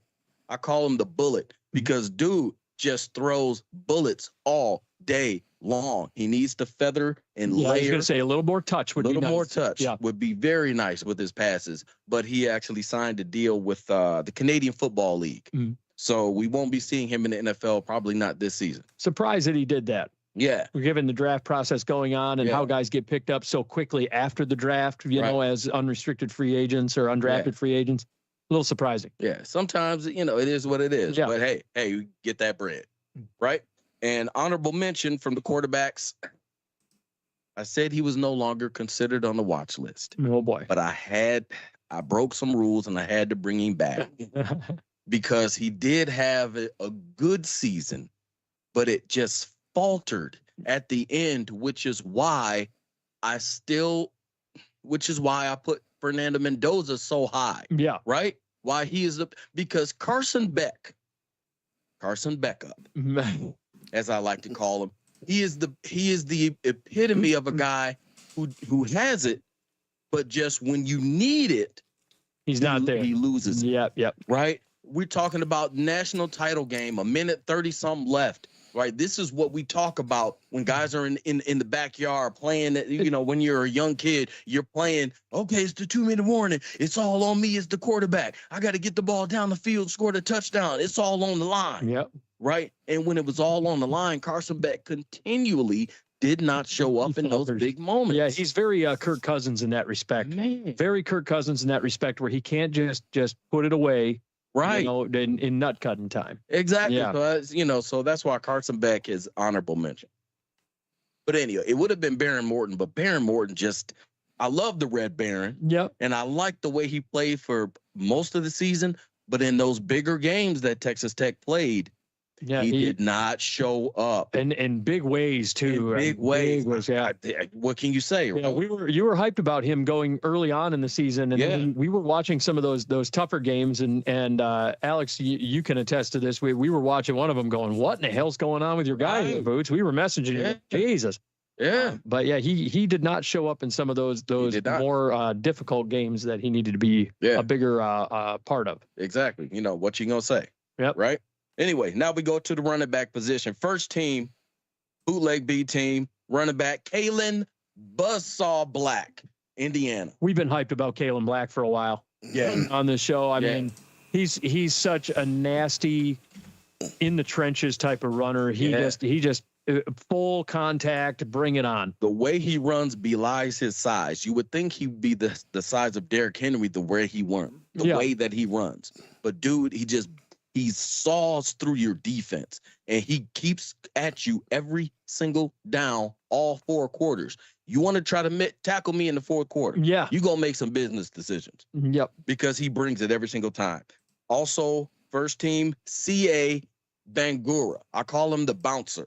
Yeah. The balance and the vision and his ability to know when the gap is closed and bounce to the outside and use his ability, that lateral agility and explosive movement, that's what helps him. That's why I call him the bouncer. C.A. Bangura out of Ohio. For sure. All right, second team running back, Damon Money Bankston out of New Mexico. You were hyped about Bankston. I really like the way he plays, man. He's a very good receiver out of the backfield. He's deceptively strong for his size, right? But I really do like him. And Kentrell, don't tell, Bullock out of Southern Alabama. We're looking at a guy who consistently carries the team on his back. Yeah. When you talk about Kentrell Bullock, he's a strong runner, not overly fast.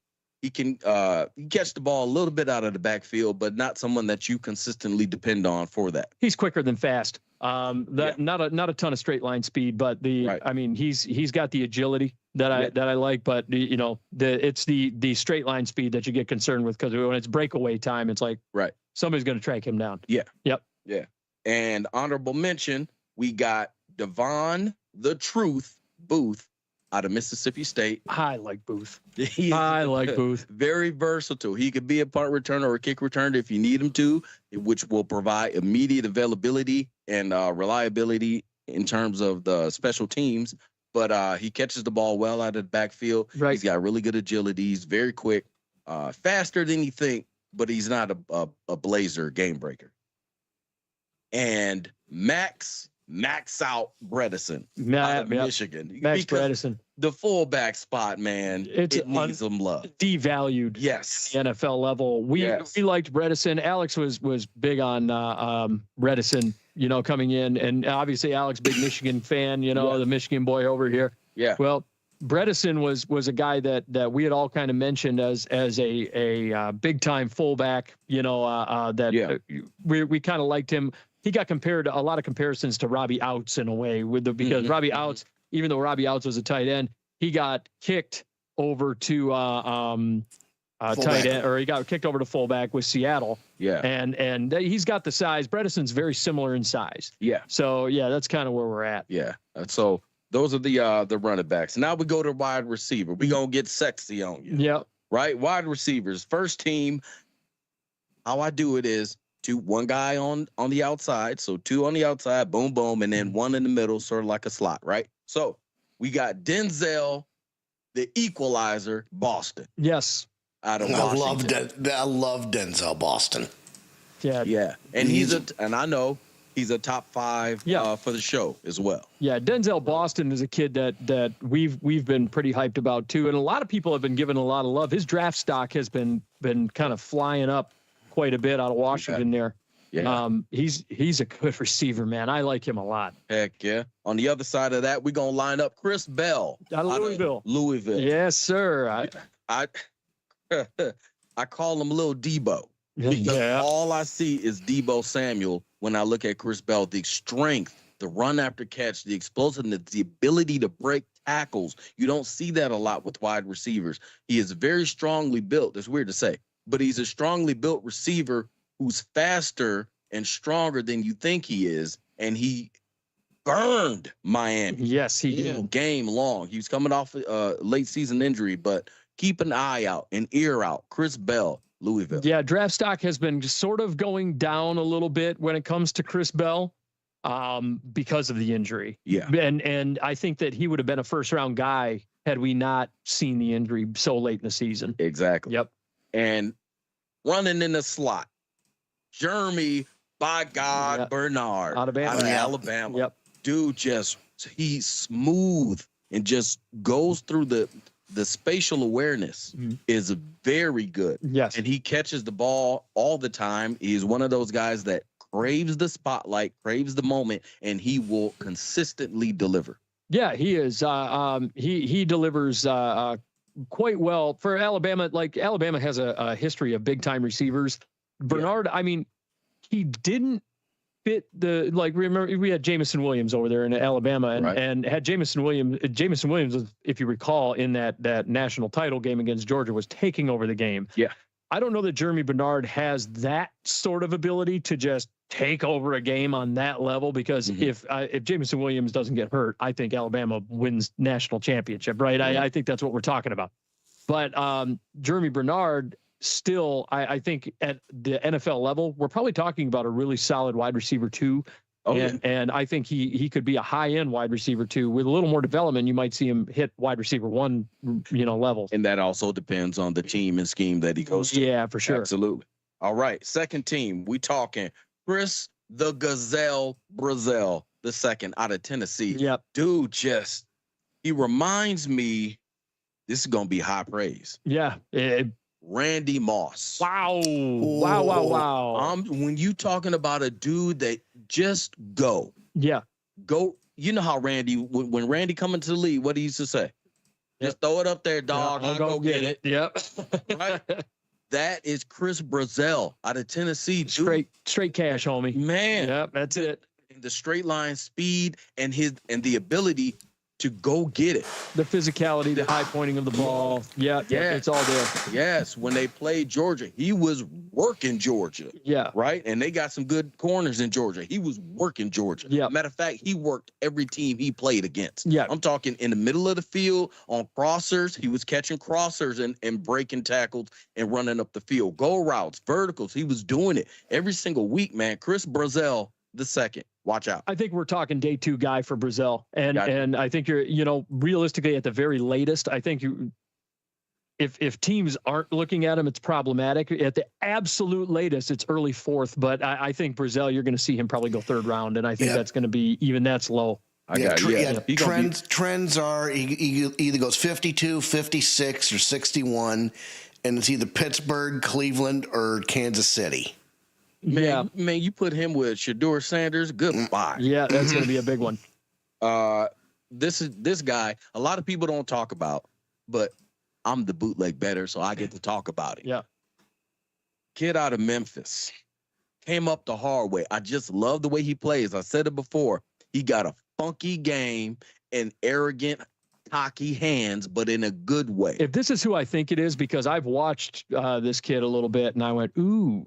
This is, I call him the Cutlass, Cortez Braham Jr. Oh, out of okay. Memphis. Yep. Man, he's one of those guys, and I said it before. You give me 15 yards to the end zone, I'm going to put you on the poster. Yeah. You heard me?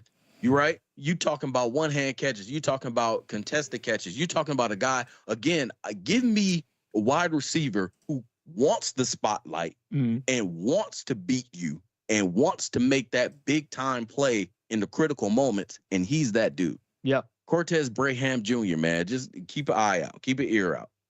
And lining up in the slot from Boston College, I call him the secret agent.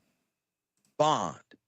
Lewis Bond. Yeah, I like Bond. Man. Yeah, I like Bond. I love the way he goes about his business. I call him secret agent because it's real quiet. It's real unassuming. And the next thing you know, you look up, he's got 11 catches, 87 yards, and a touchdown. Yep. And you go, who was number 11? What was he doing all game long? And has anybody noticed He's a fantastic blocker, by the way. Go ahead. Has anybody noticed the litany of good receivers coming out of Boston College recently, by the way? It's crazy to see how many like good receivers are coming out of Boston College. And to look at how they play the game, they're not explosive. They're not over the top, beating you over the top, big play offense. It's very dink and dunk. It's very workmanlike, business-like, and he fit that perfectly. He's got more receptions and yards than Zay Flowers. Yes. And you're right, he broke Zay Flowers' record. But we talking about Lewis Bond, just a guy, quiet, unassuming, but just continues to produce, and you don't notice it until his third quarter. Like I said, team could be down 31-7. Yeah. But he's got 11 catches, 87 yards, and he's blowing up. Yeah. Right? So, but yeah, Lewis Bond. Check him out. An honorable mention. We starting with Bryce Lance, the natural. Yeah. Bryce Lance. You can't teach 6'3", 220 pounds, running a 4.35 40, dog. You can't. North Dakota State University. Bison. The younger brother, right? The younger brother of Trey Lance. Yep. Right? I have not seen him against top flight elite competition. Nope. But when you look at what he does on film and when you look at what he can do, I don't think he'll have a problem. I don't either. Not one bit. And nobody's talking about him, man. But I am. We are. Bryce Lance, the natural. Dude is intelligent. First of all, just freaking ACT, SAT. Put any test in front of him, he gonna blow past it. Yep. And academic All-American like 3-4 straight times, Dean's List. We talking dude so smart. He done forgot more than I'll ever learn.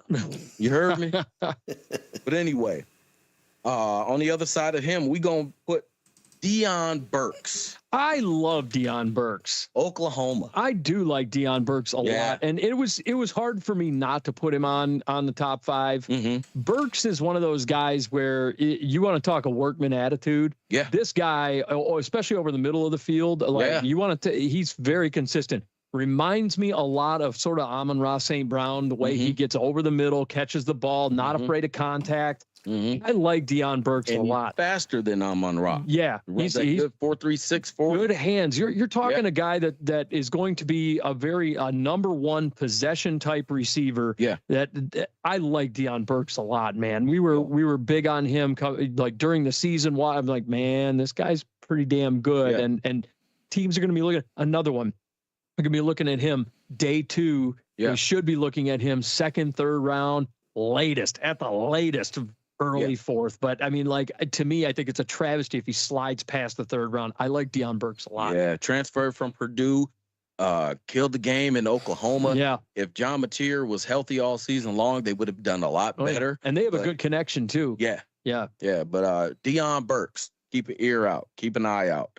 And the third receiver in that group of the honorable mentions, Barian Bye Brown. Yep.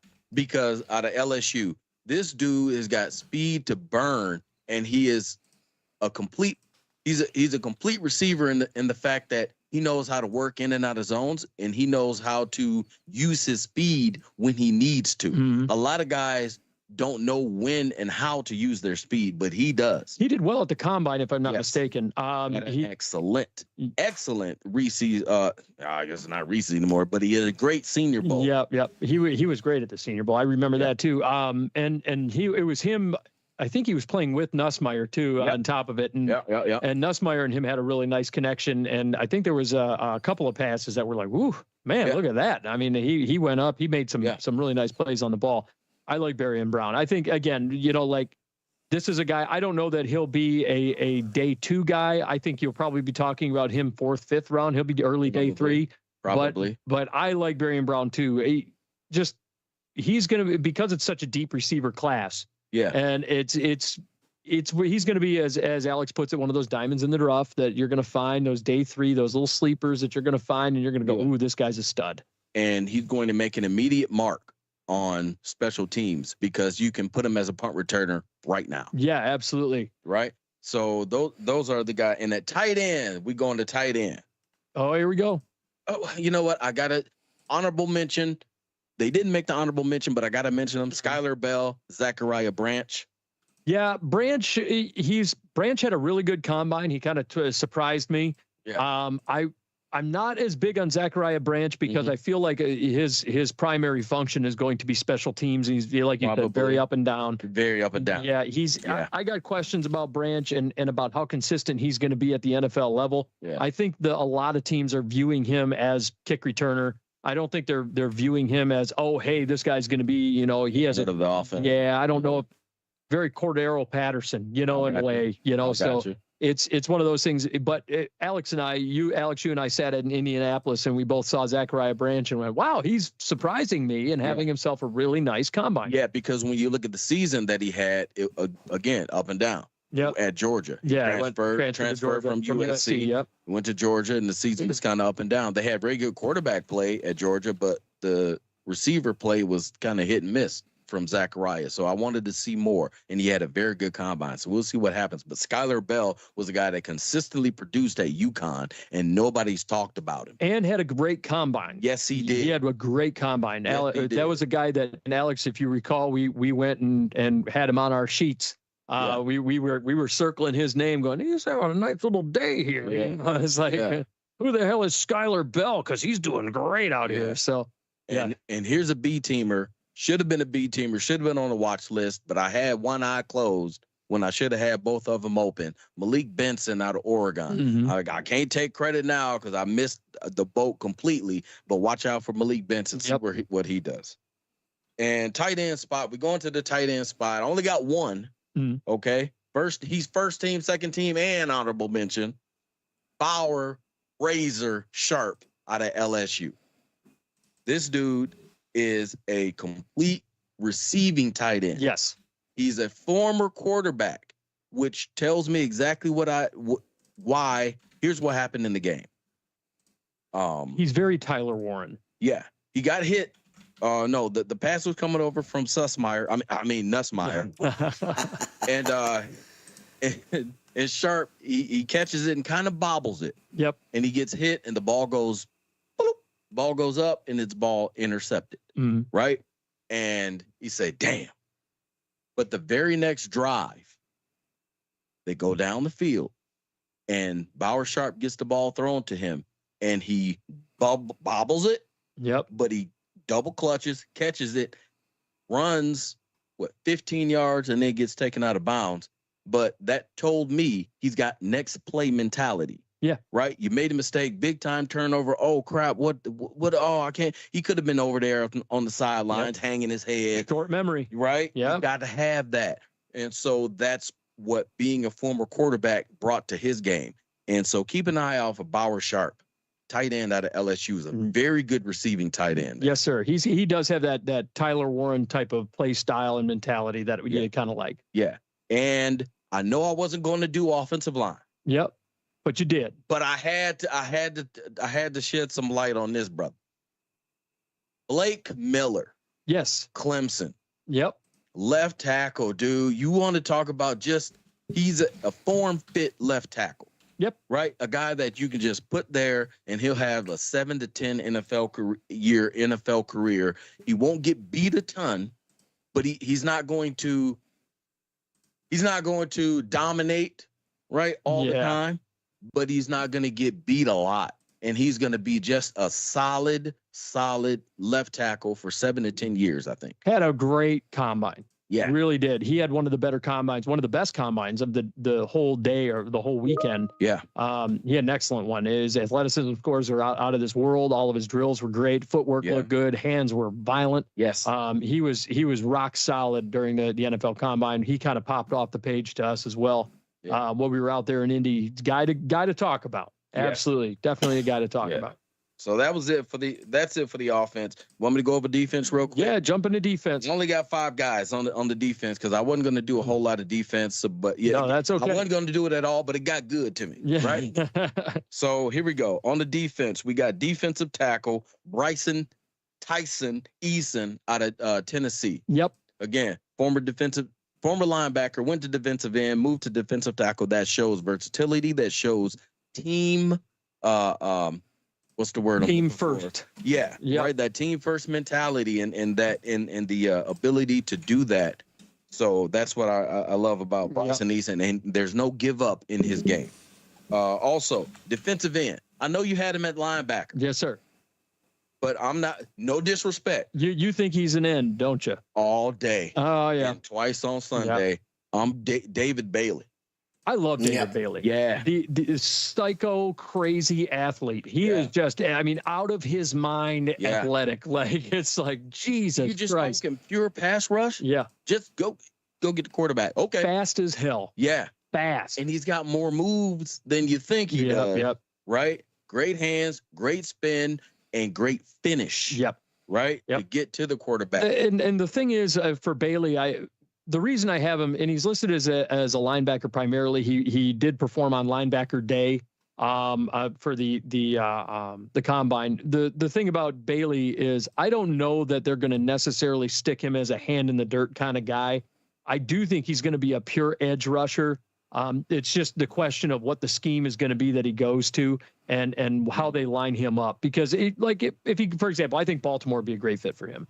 Baltimore, to me, just screams David Bailey. You stick him on the outside and you say, go get that quarterback. And I think Jesse Minter would have a blast with a guy like that on the outside. I think that he makes total sense for them. I think for Seattle as well, makes total sense for Seattle.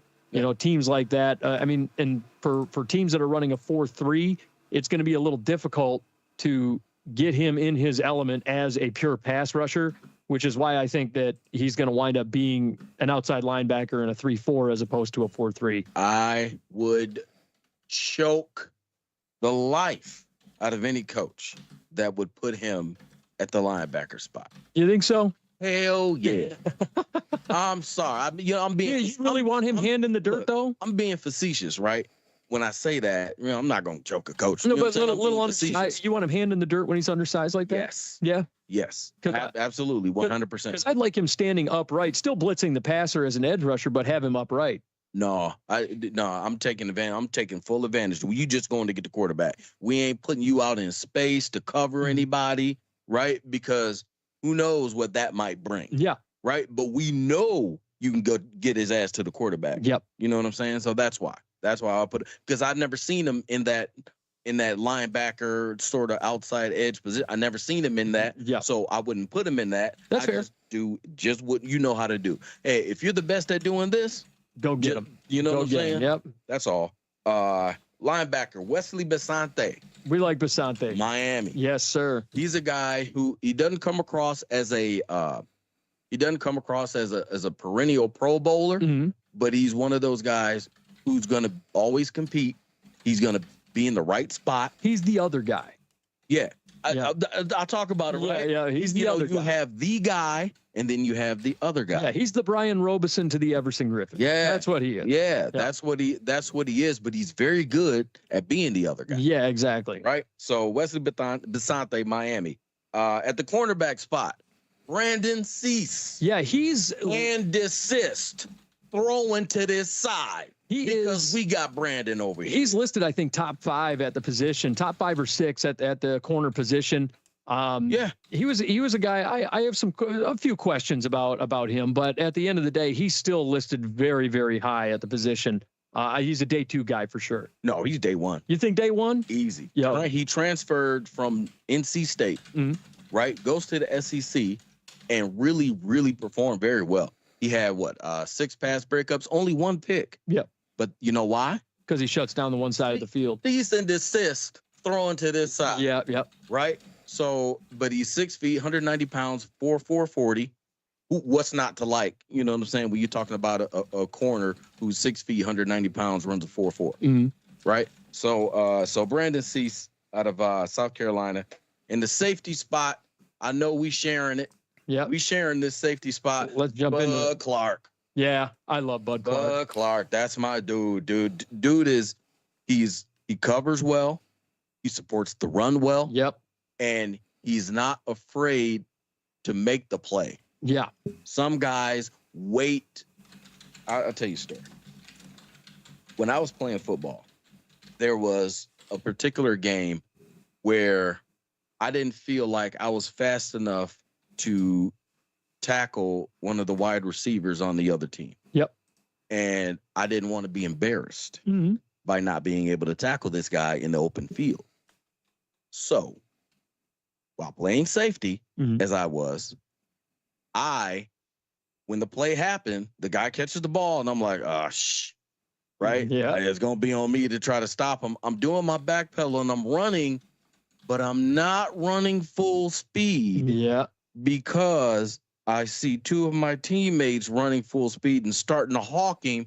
And that's when I turned it on full speed to come across the field to be a part of the play, but not necessarily make the play. Yep. Bud Clark makes the play. Yeah, every time. Right? He made the play at the Senior Bowl. Yeah. He makes you're 1,000% right. He is a ball hawking. He follows the quarterback's eyes. He is always in the play. Yes. And he takes away throwing lanes. You said we're sharing him. I got him as my number 3 safety. Yeah. In this draft class. Yeah. He's a ball hawk, man. Yeah. Yeah. He had 15 interceptions over 4 seasons. He had 1 in the Senior Bowl. And then he also had 1 during practices. I mean, in the end zone, back of the end zone, if you recall. Versatility. He plays both man and zone. I love that. Good vision. He anticipates when he's reading routes. He makes plays on it. Widely considered one of the best coverage ball hawking safeties in this year's draft class, hands down. Yeah. The cons on him, a little undersized. He's 188 pounds, which I got a little questions about that. Injury history. He's got an injury. 2025 was a foot. 2024 was a leg. 2022 he had an unspecified injury. 2021 he missed 7 games due to injury. But a lot of that is due to the size, and that's I'm get concerned. And the tackling technique needs refinement. Again, size, because he doesn't wrap his man up. He just kind of dives at legs a lot of times. But that tells me, though, it needs work, but he's willing. He's willing. Yeah, and that's the big thing. He's willing. I think I don't think it's a situation where he won't be able to add functional size. Bud Clark is one of those guys where you give him about 10 more pounds, I think we're having a different conversation about Bud Clark. Yes, sir. And I think I'm with you. I think not only is you picked him as a B-team guy, dude, I think, like I said, I think he's the 3rd best safety in this draft class. Right. I loved Bud Clark at the Senior Bowl. We were watching him. We were watching him at the combine. I'm like, man, Bud Clark is legit. Like, I love Bud Clark. Yeah. Good hands, good vision. I just everything about him. Good footwork, everything. Good agility. He is just a stud all around. I love me some Bud Clark. Wants to make the play. Yeah. So I mean, that's the Bootleg B-Team. And that's my number 3 safety. Let's jump into these guys. Number 5. Out of Toledo, Emmanuel McNeil Warren. Some people think he's the number 1. A lot of people do. I think he's my number 5 guy. He's excellent in underneath zone looks. That was one thing I like. He's got those robber looks. That's his bread and butter. He's a capable run defender.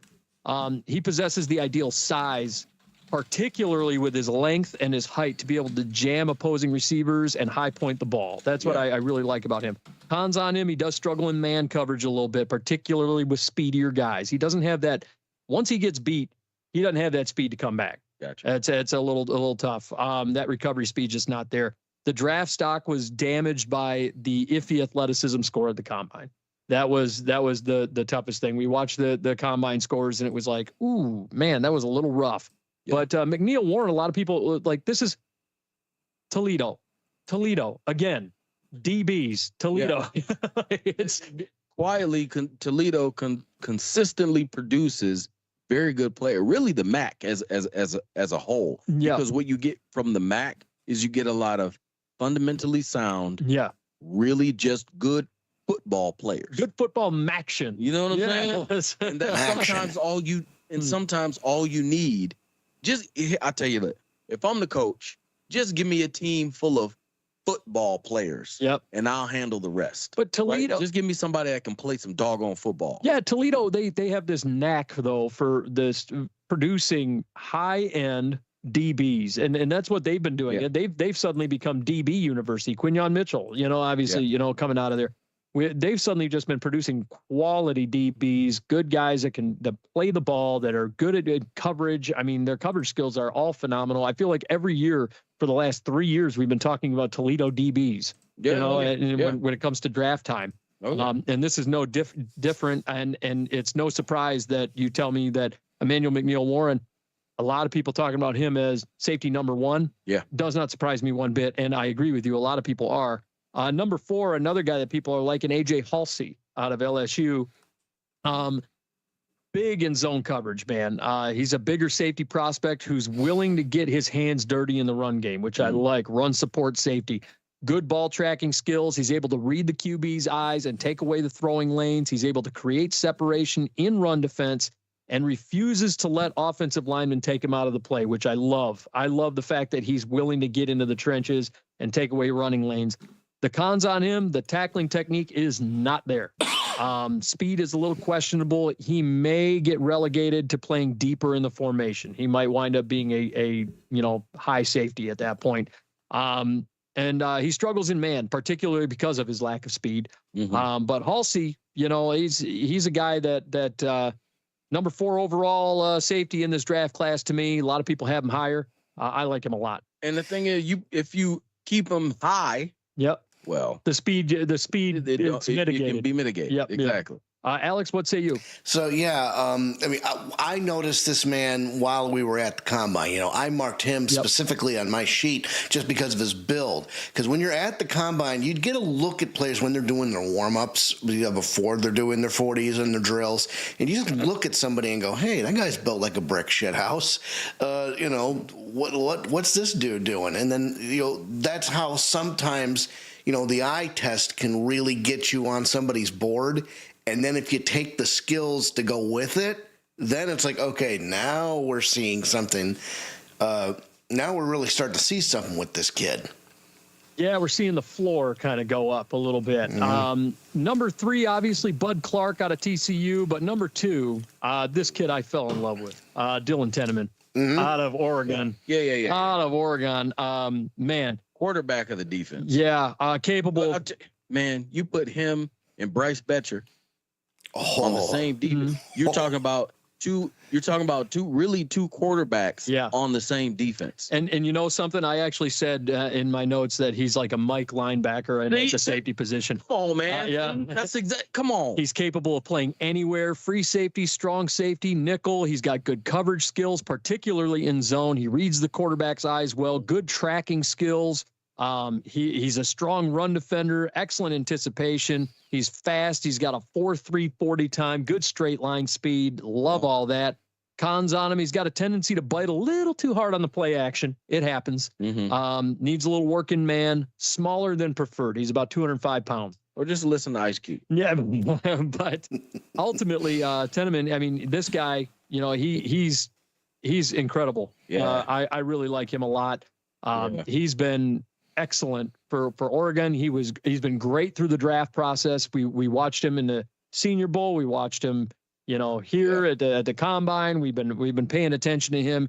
He's been linked first round to the Vikings over and over and over again. Harrison Smith. Yeah, that's what he's Harrison Smith. Yeah. He is the new Harrison Smith. That's what he looks like. That's exactly what he looks like. And like. I got to tell you, and now that we're on that topic real quick for a brief moment, I'll just take a quick detour.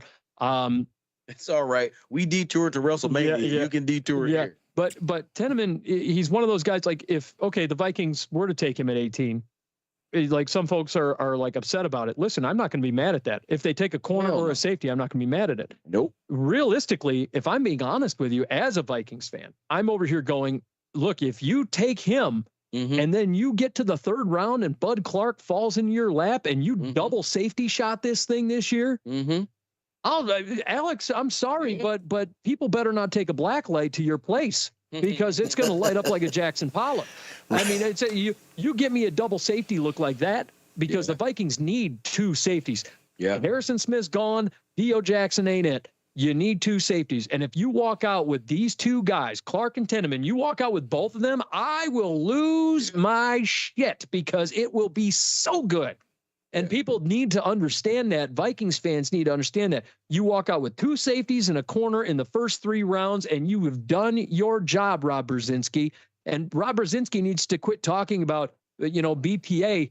It's good to an extent, but when you have desperate needs at corner and you have desperate needs at safety, you make the right call. Right. You fill the need with, especially, I mean, heaven forbid the next guy falls to him. And we'll talk about my number 1 safety now. We mentioned him earlier, Caleb Downs out of Ohio State. Another guy that is like a Mike linebacker in the secondary. He's got leadership qualities throughout. Strong tackler, great technique tackling, coverage skills are among the best in the class. I'll say that again, not among safeties, the best in the class. Yeah. The guy was incredible. He's capable of playing in the slot. He's capable of playing inline, covering tight ends. He's playing deep zone. He's capable of doing all that. Brings special team kick returner capabilities to the table. I mean, this is the type of shit we love. He comes across as more of a deep coverage safety than a run defender, but he can still tackle well when he needs to be in run defense. He needs working a man a little bit more.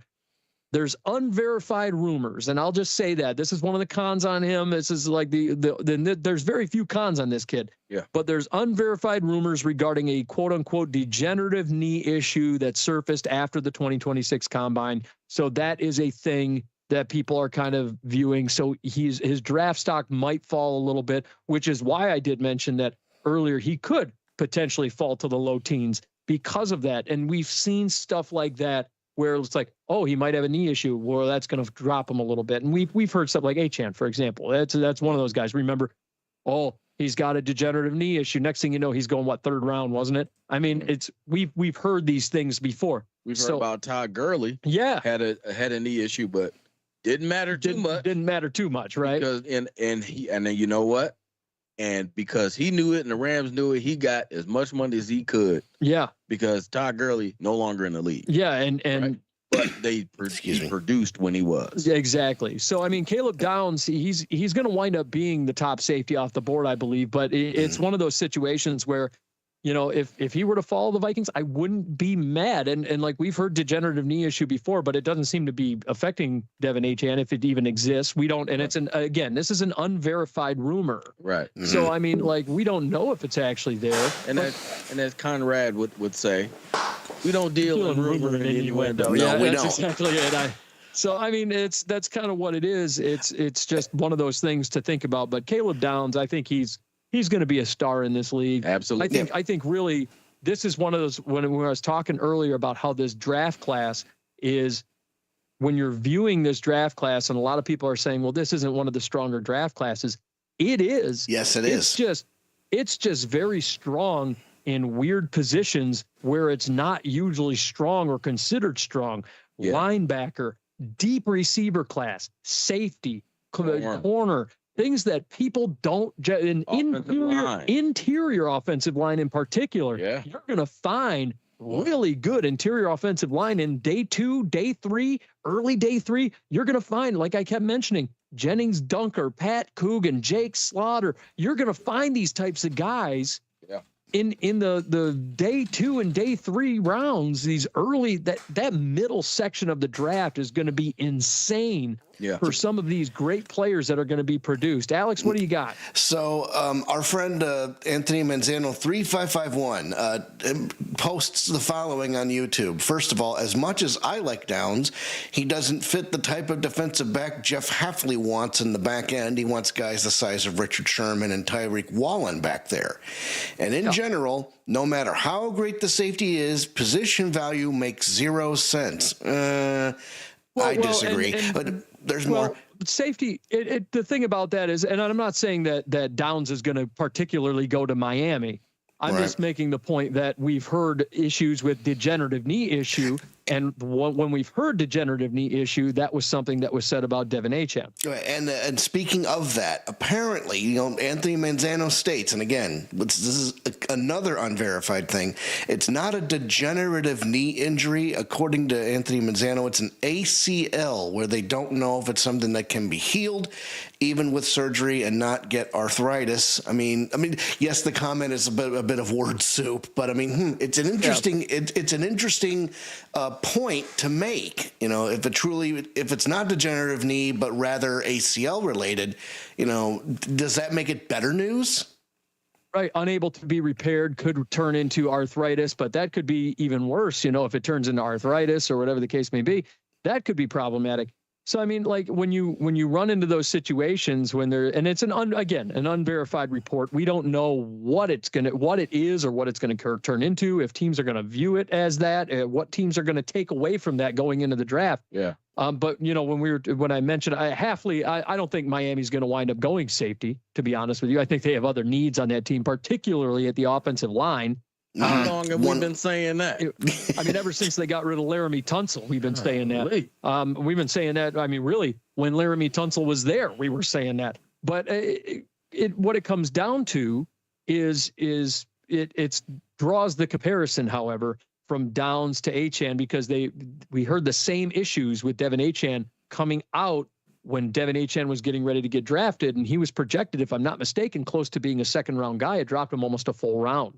And that's something that got brought up when we were sitting in a fantasy football draft, mind you, sitting in a fantasy football draft, and people were questioning whether or not to take Devin Achane because of the fact that he has a degenerative knee issue. Right. So, I mean, that's something to think about when you're going into drafts and stuff. And by the way, I appreciate you tuning in. I love the fact that we've got folks tuning in on YouTube and whatever the case may be. And obviously, by the way, the Outside Blitz YouTube channel is going to wind up. We're going to get that rolling soon as well. So I hope everybody's excited for that, because we'll be ourselves on YouTube as well. So that's going to be an exciting thing. Super quick thing. Patrick Paul on the left side and drafting Monroe Freeling on the right side. So one of the very first comments I got during the stream was, based on the tape I've seen, that I feel that Monroe Freeling is a right tackle in the NFL because it doesn't seem that athletic. His feet are flat when he plays left tackle. And as you know, several weeks ago, that was one of the, even before the combine, that was one of the first positions we were covering were interior offensive line. Yeah, Freeling you want to talk about a guy that increased his draft stock in a big way. Freeling, especially at the combine, put on a show, and a lot of people really liked Freeling coming into this draft class. This draft is filled with really good offensive linemen, and it's, again, a deep position, deep class. You're going to find guys going day 2, day 3 that are going to be day 1 starters. And see, the reason why a lot of people are saying it's a weaker draft class, it's because of the quarterback position. Yep. Right. If there had been 3, 4, 5 quarterbacks that people could say, oh yeah, that's the guy, right? Then it would be a better, quote unquote, better class. Right. But because there's not, 3, 4, 5 quarterbacks, surefire number 1 guys, and probably a couple of running backs and wide receivers, the sexy position. Yeah, that's it. Because there aren't a ton of them. That's why people are saying that. Exactly. So, I mean, it's going to be a fun draft. And a lot of times when we talk about it, like you said, oh, it's a weaker class. Well, we'll see. We'll see how weak of a class this actually is, right? Because these are the types of classes that guys like Patrick Mahomes come out of, and you see stars come out of draft classes like this. So, but with that, ladies and gentlemen, and Alex, you got safeties to go with. Let's get your safety out there. Yep. So I picked up one guy, given the fact that this episode was so meaty, and because I'm going to cop to this. It was been a very busy week for me. I hadn't had a chance to put together my 2 or 3 guys, but the one guy, I think we need to mention him simply because he had a great combine, but he's also very much considered to be a lower tier draft prospect. That would be Lorenzo Styles Jr. out of Ohio State, a legacy player. His father, Lorenzo Styles Sr., is a Super Bowl champion. So, so he has a pedigree, on his side. He putting out, and when we were talking offline about this, I looked at his PFF grades. It does track with, great combine, iffy player. We don't know. We just don't know. Until we see it. 66 overall PFF grade, 65.1 pass rush grade, 63.5 coverage grade, and a 71 run defense grade.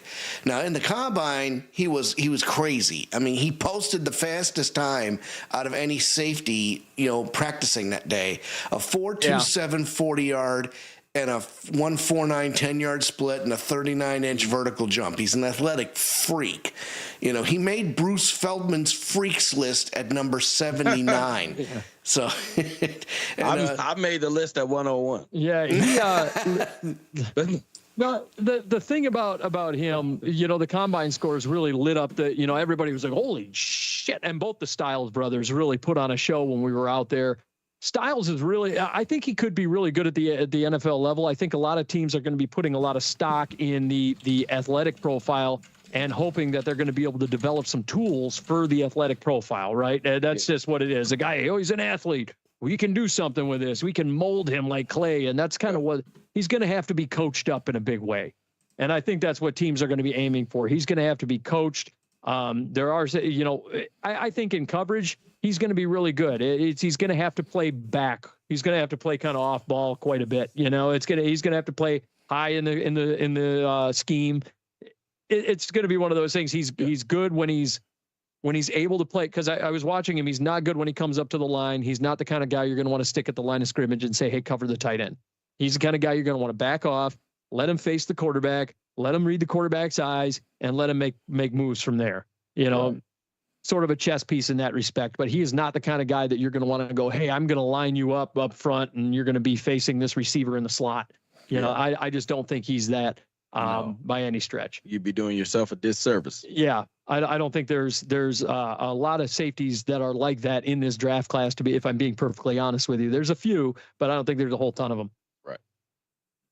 So, and just to kind of wrap up the discussion here, he has great ball tracking skills and hand-eye coordination, also has a lot of smooth and pass receive action in short zone, but he kind of lacks instincts and route anticipation. He's still trying to figure out how to get to the catch point, and he struggles with creating separation, gearing down, and making the necessary sharp cuts to create that separation. And he needs to have a good. And that's why, like what I was just talking about, you want to back him off. Yeah, that's exactly all that stuff that you just named off. That's exactly why I'm saying back him off. Yeah. Let him. I mean, he's so fucking fast already. He's faster than hell. You got this guy that runs a 4.27 straight line 40. Back him off. Let him just take a look and see what he's dealing with. And then if he needs to come up and run support, he's got that straight line speed to come up and run support and make the play. You don't need to play him. He's going to have to be a little bit of a cardio king in that respect, but at least you know that you're not going to have to line him up right at the line of scrimmage and go, hey, cover this guy. He's not that kind of guy. He's not that type of player in coverage right now on the defensive side of the football. He's just not. Mm-hmm. So, I think we would be remiss if we didn't mention, Lorenzo Styles Jr. You know, given the fact that he's a legacy player and that his brother Sonny Styles, you know, wowed at the combine as well. I mean, it stands to reason for us to bring up his name. But that's my safety, my draft prospect for the sleeper class. Yeah, I think he's going to be really good. You know, he's going to be a day 2 guy based on the combine scores. Right. And that's going to be the one thing you want to talk about, a guy that where his combine scores just went, I mean, fast track up the roller coaster. I mean, that's what it was, you know. Right. But that's what he's going to get drafted based on. His athleticism scores, that's his big claim to fame right now, and he's going to have to be developed. Yeah. The question is, a lot of guys do. Yeah. Because we're talking prospects, right? Prospects, exactly. You know, that's the and you do the imperative word. Yeah. Yeah. Because you know, a lot of these guys, I'll say 97.9% of these guys are 99.7% of these guys are not finished products. Yep, I agree. They're still prospects and there's work to be done. Yeah, absolutely. But folks, those are our safeties, and that's our show. But wait a minute.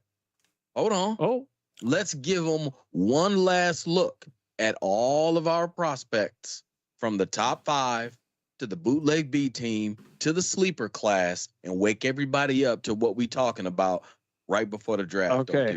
Hang on. Right Let me. before the draft. You're gonna make me go and find all of my notes here. I've got so many freaking notes. Yeah. Well, so many notes.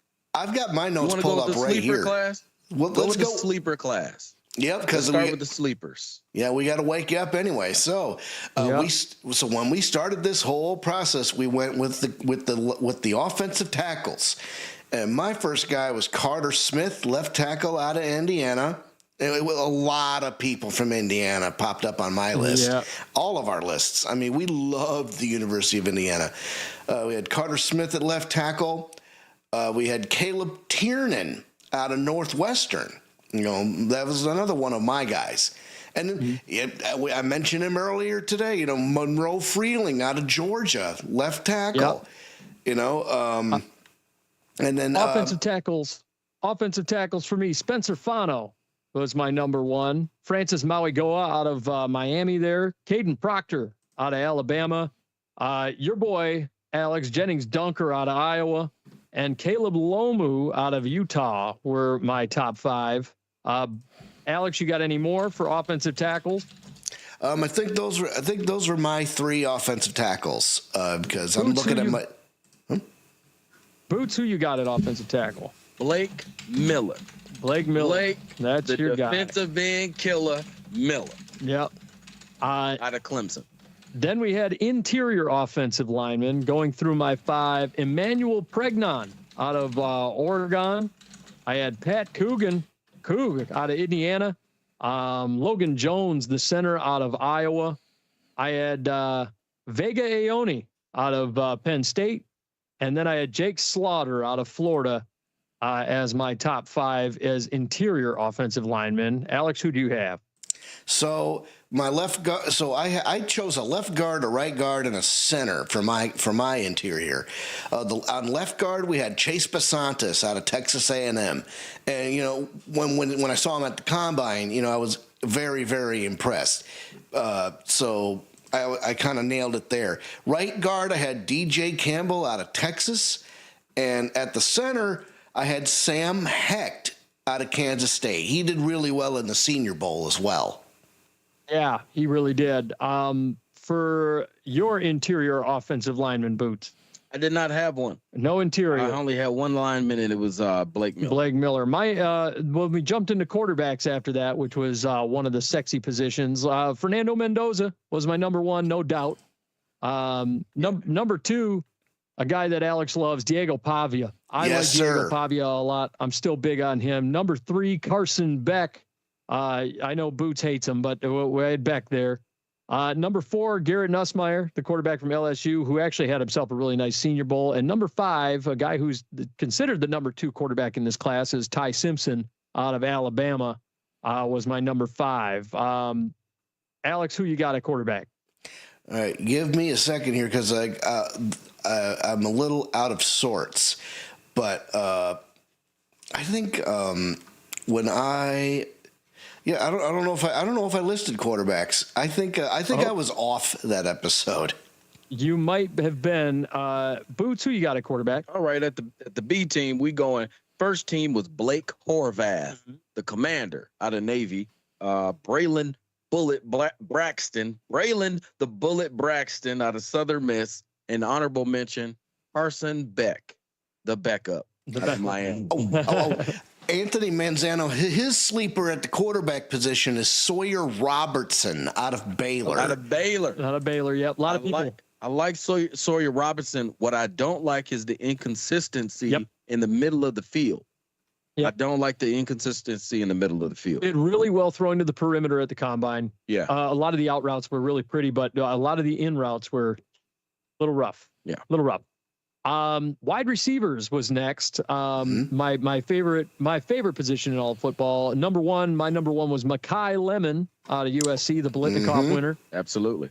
Jordan Tyson was number 2. Number 3, Carnell Tate out of Ohio State there. Number 4, a guy we shared, Denzel Boston out of Washington. And then number 5, Elijah Surratt out of Indiana. I like Surratt. Waffle House. Yeah, old Waffle House. Alex, wide receivers. So I had Casey Concepcion out of Texas A&M. I had Malachi Fields out of the University of Notre Dame. And then I picked up Omar Cooper Jr. out of Indiana.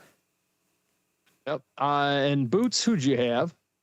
All right, Bootleg B-Team, first team at the wide receiver spot. We got Denzel Boston, the equalizer out of Washington. We got Chris Little Debo Bell out of Louisville. And we got Jeremy by God Bernard out of Alabama. Second team, we got the Gazelle, Chris Brazel II out of Tennessee. We got the Cutlass, Cortez Braham Jr. out of Memphis.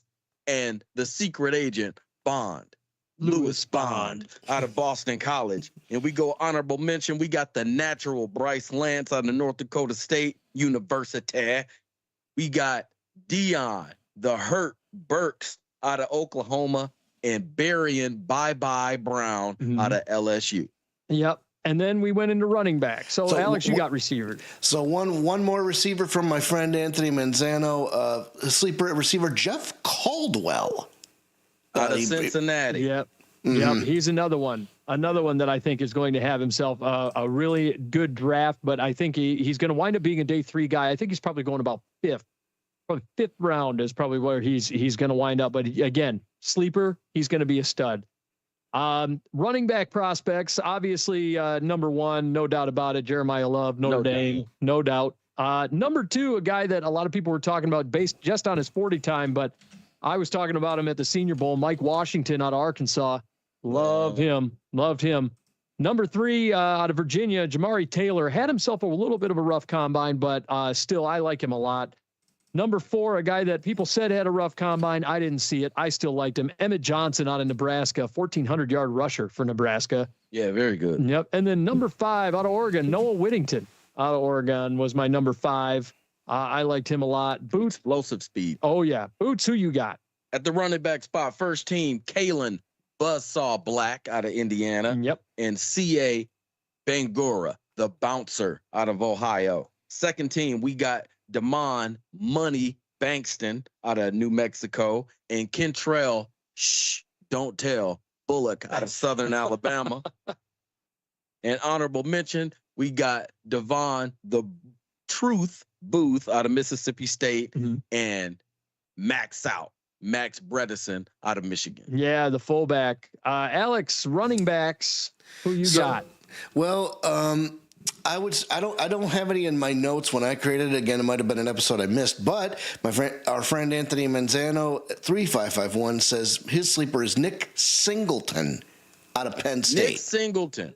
It sucks that he hurt his foot. Yeah. Yeah. He broke his foot at the combine. It sucks. Yeah, and then at the Senior Bowl, the thing about Singleton at the Senior Bowl is that he really did not have a good Senior Bowl. And he got, I don't know if anybody recalls, there was a moment where he got knocked flat on his keister. I mean, he got just manhandled at the combine. He did not have a good draft process, which I think really affected him. Do I think he's going to get drafted? the draft process just hasn't been good to Nick Singleton. Was it Katron Allen that broke his foot?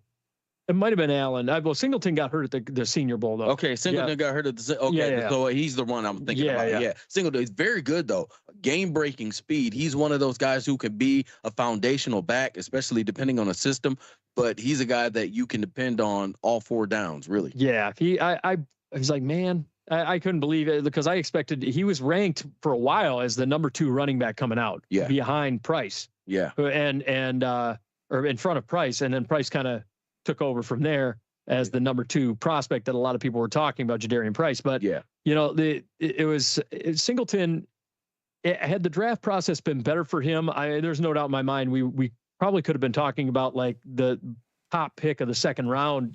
Had he done better. Oh yeah. So then we got into tight end prospects. Number 1 should be no surprise to anybody. Kenyon Sadiq out of Oregon. Everybody loves him. Fantastic receiver. Yep. Number 2 out of Vanderbilt, Eli Stowers. I thought Stowers was phenomenal. The 2025 John Mackey Award winner, and the John Campbell Award winner for academic football performance and leadership. That's tough to do at Vanderbilt. Oh yeah, you got to be smart. Number 3, my boy Lake McCree out of USC. Loved him. I loved Lake McCree. Number 4, and these guys are known for developing tight ends. Dallin Bentley out of Utah. I liked him a lot. Yeah. And then number 5, Jack Endries out of Texas. I liked Endries as well. There were the one that Alex I know is going to be talking about though. Alex, just give it to me because we're on his watch. Hashtag Jolie watch. Justin Jolie out of North Carolina State. So I did send a quick message to our good friend Rob Jolie, Justin's father, to see if he had any additions for hashtag Jolie watch. Haven't heard lately from the old man, but I'll tell you, I at this point, I think they're just about ready. The Jolies are ready to just hunker down, meet up at home and get ready for the draft. But we've seen him go to the Kansas City Chiefs. We saw him go to the Denver Broncos. He had meetings with the Miami Dolphins. So and many other teams that, they were top 30 visits. So, top 30 in the draft class, not just top 30 tight end, top 30 draft class visits. So when we saw this guy at the combine, we met his family too. I mean, they're great people. That's another great experience about the combine. But Justin's drills, holy smokes! You talk about a guy that can high point the ball. You talk about a guy that has control with his running and his routes. I mean, the guy is going to be an absolute stud no matter where he goes. And you talk about Kenyon Sadiq as a great pass catching tight end. Justin Jolie, pass catching tight end all day. Now, I've been silent on Justin Jolie because I didn't meet his family. I wasn't there at the combine with you guys. So, and I hadn't seen as much tape on him, but going back and doing my own due diligence. Yeah, I agree with everything you're saying as far as, pushing the ball up the field, being able to high point, work the seam, and a red zone threat. Oh yeah, definitely, immediately. So yeah, I'm all in with the Justin Jolie hype. Yeah, just as a player, you got to remember, you may not have heard from his old man, right? But this is the most important week of this young man's football career. Yeah, life right now. Football career right now, yeah. And so this is the most important week of his football career. So, be patient. We may hear from him, we may not. Yeah, outside of when he either walks the stage to graduate college, has a kid, or gets married. This is the most, to me, this is probably one of the most important days of this young man's life. This is what determines what you're going to do for your livelihood for several years. He worked a long time for this. It's going to be exciting. We're going to be. I can't wait to be to go live on day one and for the draft. And folks, we are going to be going day one. At the very least, we'll be live on day one. But it's going to be a hell of a time. But Justin Jolie, I know Alex was a guy that you had pointed out before the combine, and then seeing him at the combine, I'm like, man, found that one. He nailed that. He did. And then here's the thing. If he fit the criteria, he'd be a B-team. Yeah. But instead, we got Bauer, razor sharp out of LSU. When you're talking about a guy, again, who's a fantastic pass catcher, who is a quarterback's best friend, knows where to be in not the formation, excuse me, knows where to be on the field, right? When the quarterback needs him, when the quarterback is running out of the pocket, trying to figure out who to throw the ball to. You've got a former quarterback at the tight end position who knows where to go when the quarterback is in this scramble mode, right? And Bauer sharp. That's the guy you need to keep an eye out and ear for too. Absolutely. Bootleg B-Team, baby. And then next up, Alex, go ahead. There's a couple more tight ends. I'm just going to blast them off real quickly. Max Clare out of Ohio State. Michael Trigg out of Baylor. Carson People Ryan. don't recognize. Hold on, I'm sorry. I'm sorry. Michael Trigg come from Ole Miss. Yep. And changed positions. He was a wide receiver, changed positions to be a tight end when he got to Baylor. And who's my man, Anthony Mazzaro? Who you talking about? 551, that guy? Anthony Manzano, 3551. Yeah, him. He talked about Sawyer Robertson. Sawyer Robertson's best friend on the field was Michael Trigg. Yep. Yeah. And Carson Ryan, real quick, out of BYU. But yes, Anthony Manzano also has, at the tight end position, Tanner Kozale out of Houston and John Michael Gallenberg out of North Dakota State. Bison. Yeah. Gallenberg was a guy that popped at the combine as well. If you recall, Alex, we were talking about him a little bit during the drills. Let's talk about defensive tackles. I got Lee Hunter out of Texas Tech at number 1. There you go. If he can straighten up and not get distracted. Daryl Jackson Jr. out of Florida State. I got Zane Durant, number 3 out of Penn State. DeMonte Capehart out of Clemson. And I got Chris McClellan out of Missouri as my top defensive tackles. Alex, who do you got? So my defensive tackles were Devin Eastern out of Minnesota. I had Tim Keenan III out of Alabama. And I had Max Lowell. No, that's a defensive end. So, yeah, I only had 2 defensive tackles, Devin Eastern and Tim Keenan III out of Alabama. Defensive tackle. I had Bryson Tyson Eason out of Tennessee. Yep. Then we rolled into defensive ends. Number 1 for me was Reuben Bain out of Miami. No surprise there. Number 2, Keldrick Falk out of Auburn. I liked him a lot. Number 3, and I feel like we keep talking about Texas Tech guys a lot when we're going through this stuff. There was a ton of them. That old money defense, baby. Yep. Romello Height out of Texas Tech. Surprises everyone at the combine because, again, we talk about the guy and the other guy. David Bailey, the guy. Romello Height, the other guy. If David Bailey wasn't there, Romello Height would be the guy. Yep. Number 4, Malachi Lawrence out of UCF. Yep, liked him. And number 5, Zion Young out of Missouri. Yeah, underrated. Yes, very underrated. So those were my defensive ends. Alex, who do you got? I went ahead and picked up Max Llewellyn out of Iowa. We love the University of Iowa during combine time. There's always diamonds in the rough coming out of that school. Cassius Howell out of Texas A&M. And then, remember this young man's name, George Gums Jr. out of Florida. I saw this man perform, and we were like, holy smokes, look at this guy move around. I mean, I was very, very pleasantly surprised with George Gums Jr.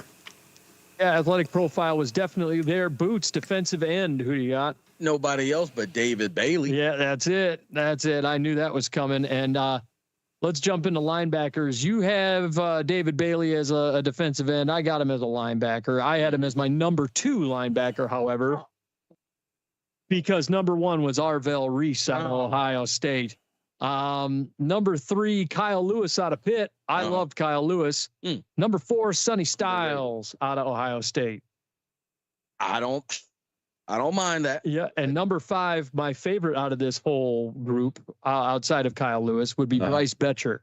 Betcher out of Oregon. You betcha. Again. Yeah. I didn't want to be too similar. But Bryce Betcher would have been my number one guy. Yeah, he's a monster. He would have been. Alex, who you got as linebacker? So obviously, I came for the mustache. I stayed for the combine. Jacob Rodriguez out of Texas Tech, another Texas Tech guy. You know, it's like what these guys just keep piling up. Caleb Elam's He just makes plays. Yeah, he does just makes plays. Caleb Elam's Orr out of TCU. And, loved him. Yeah, he was great. And then Anthony Hill Jr. out of Texas. And Anthony Manzano's sleepers at defensive tackle. Xavier Harris for the Rebels, Texas Tech. Yep. Again. Sleeper at defensive end, Anthony Lucas from the Trojans, USC. Yep. And other underrated linebackers are Kendall Daniels and Lander Barton. Lander Barton. Oh, yeah. Utah. Oh, yeah. Yeah. Yeah, buddy. If again, Wesley Basante is my guy at the linebacker spot. But if he wasn't there, it'd be Barton. Barton's a guy to talk about. I like him a lot. Yeah. And then we jump into corners. Let's jump. And let's talk about Mansour Delane out of LSU. He's, to me, I think he's the best corner out of this class. Is number one. Number two, Jermod McCoy out of Tennessee. Number three, Colton Hood out of Tennessee. Number four, we met his mom. She was such a sweet lady. Brother of Avion Terrell out of Clemson. And number five, D'Angelo Pons out of Indiana. I was gonna punch you in the face if you didn't have Pons on. D'Angelo Pons, he's excellent. And he put on a show also during his pro day. So you got to like D'Angelo Pons. He is a game guy more than a combine guy, in my opinion. Yes, he's excellent. Always shows his coverage skills are phenomenal. He's like a gnat. Just get from me. Everywhere you go, he's right there. And all up in your shit. Alex, corners. So I got Chuck Demings out of Stephen F. Austin. Yes, sir. He had a great combine, too. There's always these one or two people you get from like FCS schools, and you're like, oh, man, he kind of surprised me. We got Ephesians Prysock out of Washington. Christ out of the book of Ephesians. Good. Yes. Good. Because if he fit the criteria. Yeah. Go ahead. That's it. Go ahead. Yep, 100%. And then we have Toriano Pride Jr. out of Missouri. And then our friend Anthony Manzano, two underrated quarters. Again, he shot it out of Ephesians Prysock. And okay. And then we'll get into safeties just a tick here. But, yeah, I mean, we're on the same wavelength, Anthony and I. Ephesians and Charles Demings. I mean, it's kind of like we were connected in that moment. I like that a lot. All three of your guys had really, really good combines. All three of them. Prysock stood out to us. Yes. Demings stood out to us. I mean, all three of them were like, I was like, oh, okay. These guys have really solid athletic profiles, and their drills were phenomenal. The gauntlet in particular for Prysock was really good. And I like Habakkuk Manassas as well. Yeah. Out of Cal. Yeah, Manassas is good too. We had some solid corners. Boots corner. My only corner, Brandon Cease, and desist. You better not throw it over to this side. That's it. Brandon Cease out of South Carolina. Don't throw it over here. Just don't. And then last but not least, our safeties. Number one for me, Caleb Downs out of Ohio State. He was number one. Number two, Dylan Tenneman out of Oregon. Number three, Bud Clark out of TCU. Oh, we got to say something. We got to say something quick about Bud Clark. He's a riverboat gambler at the safety position. He cares so much about the interception that the fact he blows coverage. Anthony Manzano had that quote for him. But yeah, that was something. That was something on NFL and I read that on several of the scouting reports. NFL Draft Buzz was saying that as well, that he's a sort of a gambler. He goes up, he wants to try and go up and make the interception, and a lot of time it costs him the pass block. I get that to an extent. He's a gambler, but at the same time, if I can have those turnovers, I want the turnovers, and he had an awful lot of them. For a guy that played all 4 years in college, 15 interceptions over 4 seasons, You can give me that any day of the week. Yeah. Especially, I mean, he did miss time. So, I mean, really, it's only over 3.5 seasons, maybe even 3 because of the time missed due to the injuries. We're talking 15 interceptions. I mean, like, I'll take 5 interceptions a year from a guy. Yeah. If you recall, a great year for one of the corners, one of the greatest corners to ever play the game, Richard Sherman, and what was considered a great year for him during that shutdown corner year where they won a Super Bowl in Seattle, 6 interceptions for him that year. And that was considered a great year. Right. So 5 interceptions a year, I'll take that all day. Yeah. Why not? You know, I'll take that all day. So, yeah, that's where I'm at. Number 4, A.J. Halsey out of LSU. And number 5, Emmanuel McNeil Warren out of Toledo is those are my safeties. Alex, who you got? So first of all, Anthony Manzano brings up Deshaun Singleton. So that's a good call out. And then I picked up Lorenzo Styles Jr. out of Ohio State. Boots, your safety. You already know. Clark. Bud Clark. That's my guy. That's your guy. We love Bud Clark. I mean, Bud Clark's the guy around here. Bud the Hawk Clark. Yeah, that's what he is. He's a ball hawk. But folks, that is our show. We gotta go. We gotta go. We gotta go. We gotta go. And before we take off, let's talk about, first of all, It's Your Time Massage. Amanda's a wonderful massage therapist. She does excellent work over there at It's Your Time Massage. If you're looking for a massage in the Metro Detroit area and you're wanting to get a Swedish or deep tissue massage, you should check it out, iytmassage.com, or you can find her at It's Your Time Massage LLC on Facebook. Get yourself, she does Swedish massages, deep tissue massages. She does, for a little bit extra, you can get muscle scraping, CBD oil. You can get yourself a little red light therapy. She takes good care of her clients over here at It's Your Time Massage, folks. Check it out, iytmassage.com, or you can find her at It's Your Time Massage LLC on Facebook. And remember, folks, it's your time. Also, let's go ahead and talk about Steele Twins Gaming. Alex, what do you got going on over there? Yep. So we got all kinds of stuff going on over here at the Steel Twins Gaming. First and foremost, the flagship show of the Steel Twins Gaming, voice acting. As a matter of fact, I had a whole promo reel ready for it. And you know what? I got it right here. Do you like video games? Do you like theater? Yeah. The Steel Twins Gaming. Yeah. Yes, sir. The Steel Twins may just be what you're looking for. Whether it's a good old first-person shooter RPG or your favorite story-based adventures, we think we have something for just about everyone. We absolutely do. We got everything you need to satisfy your digital cravings, whatever they may be. And best of all, as I said, our channel has something nobody else has. Voice acting. Every single week, my brother and I will play a game that has a lot of text-based dialogue, and we will act it out with the voices that come up in our heads for the characters you see on screen. Sometimes we do our best to highlight the drama of the situation. Most of the time, we just goof off to have a good time. Either way, we're sure you'll be entertained. Usually we are on every Saturday afternoon at about 2:30. It's not going to happen this week because my brother had an overtime shift. But who knows? Maybe I'll throw something up there just as a nostalgic tip. Because tell you what, you can follow us on Twitter at @SteelTwinsAlex to keep up to date on our shenanigans. And don't forget about the brother channel, Steel Twins Andy. It is there. You will get your full fix of Nostalgic Mondays, Nintendo Tuesdays, FPS Wednesdays, Indie Thursdays, and Open World Fridays. And Boots, I know it's been on my agenda for the longest time, but we have to get Bad Dudes on there. Yeah, we need Bad Dudes. But Boots, let's talk about books too while we're at it.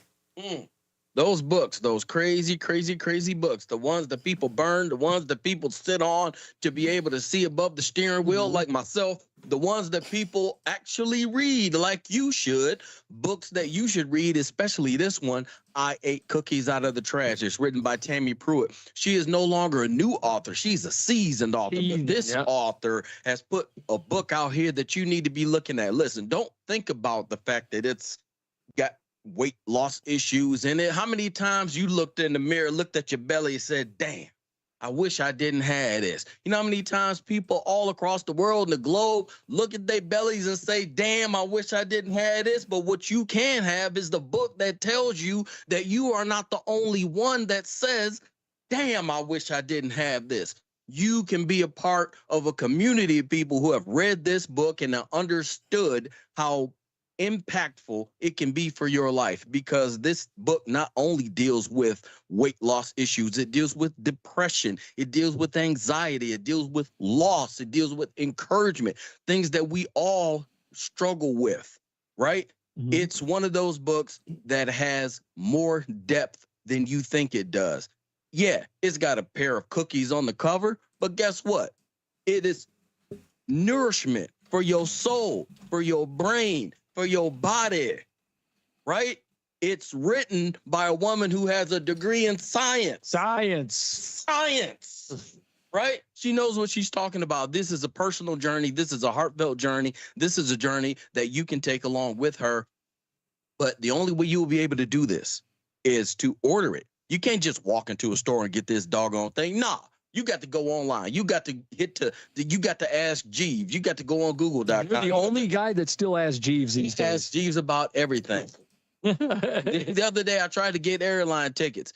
He don't know. Yeah, he's lost. Yeah, but what I do know, You know, and what Jeeves is so old he doesn't even know where he's at. yes, he needs somebody that he can ask, right? But you get on BarnesandNoble.com, you get on AppleBooks.com, you get on Amazon.com. It's right there. Just type in the words, I ate cookies out of the trash, and buy this book. Well, that's the only way you can buy it. Just purchase it online. It'll be delivered right to your house. You don't even have to leave the house. Some of you don't want to leave the house any damn way. So this is a bit of the best thing for you. It goes right to your door. You open it up, close the door, you grab the book, you read it, you sit there with a nice cup of hot tea, cocoa, whatever you might want to drink, iced coffee, who knows? Put a little splash of Bailey's in it if you want to. But definitely read this book. Outside Blitz is telling you, read this book named I Ate Cookies Out of the Trash. Absolutely. Reads like a conversation. But not a boring one. Yeah, that's it. So, and so you better talk to him. yeah, absolutely. And also, let's talk about the final thing. The artist formerly known as Big Willie Dubs Gaming, now known as No Shot Bod TTV. Will's doing awesome stuff over there on his channel with the first-person shooter stuff. He's over there on Twitch. He's on Facebook. He's on the TikTok. TikTok. Yeah, there's my old man moment for the day. So check him out. No Shot Bot TTV. Very entertaining stuff. He's doing all kinds of fun stuff over there at his channel. And folks, that's our show. One quick little thing here. Anthony Manzano says, that Jacob Rodriguez is like Zach Thomas, just with better coverage ability and more athleticism. I can see that. A little bit. Not a bad comparison. It's not a bad comp. I like Jacob Rodriguez a lot. We were high on him after the Senior Bowl. He had himself a nice little Senior Bowl, and I think he's going to wind up being there. People are talking about him being a first round guy. He should. He had a great season. Yeah. I don't get. He had a great season. Some people have said he's going to slide to the second. I don't think so. I think he's first round. How? This guy is one of those guys. He's just one of those. When I talk about football players, yep, he's a football player. Yeah. And he makes plays and he makes things happen, dude. Yeah, absolutely. That's yeah. But anyway. But thank you for participating. By the way, we've enjoyed your input here. We enjoy when people are interacting with us and being a part of it. So we do particularly enjoy that. But folks, we're 1 week away from the draft. We're going to be going live at the very least, I'll say round one. And that's at the very least. We're going to be posting all that stuff to obviously our usual spots, SoundCloud, Apple Podcasts. We're going to be we'll be going live on Twitch, though. We'll be live on Kick. We'll be live on X. We'll be live on Facebook.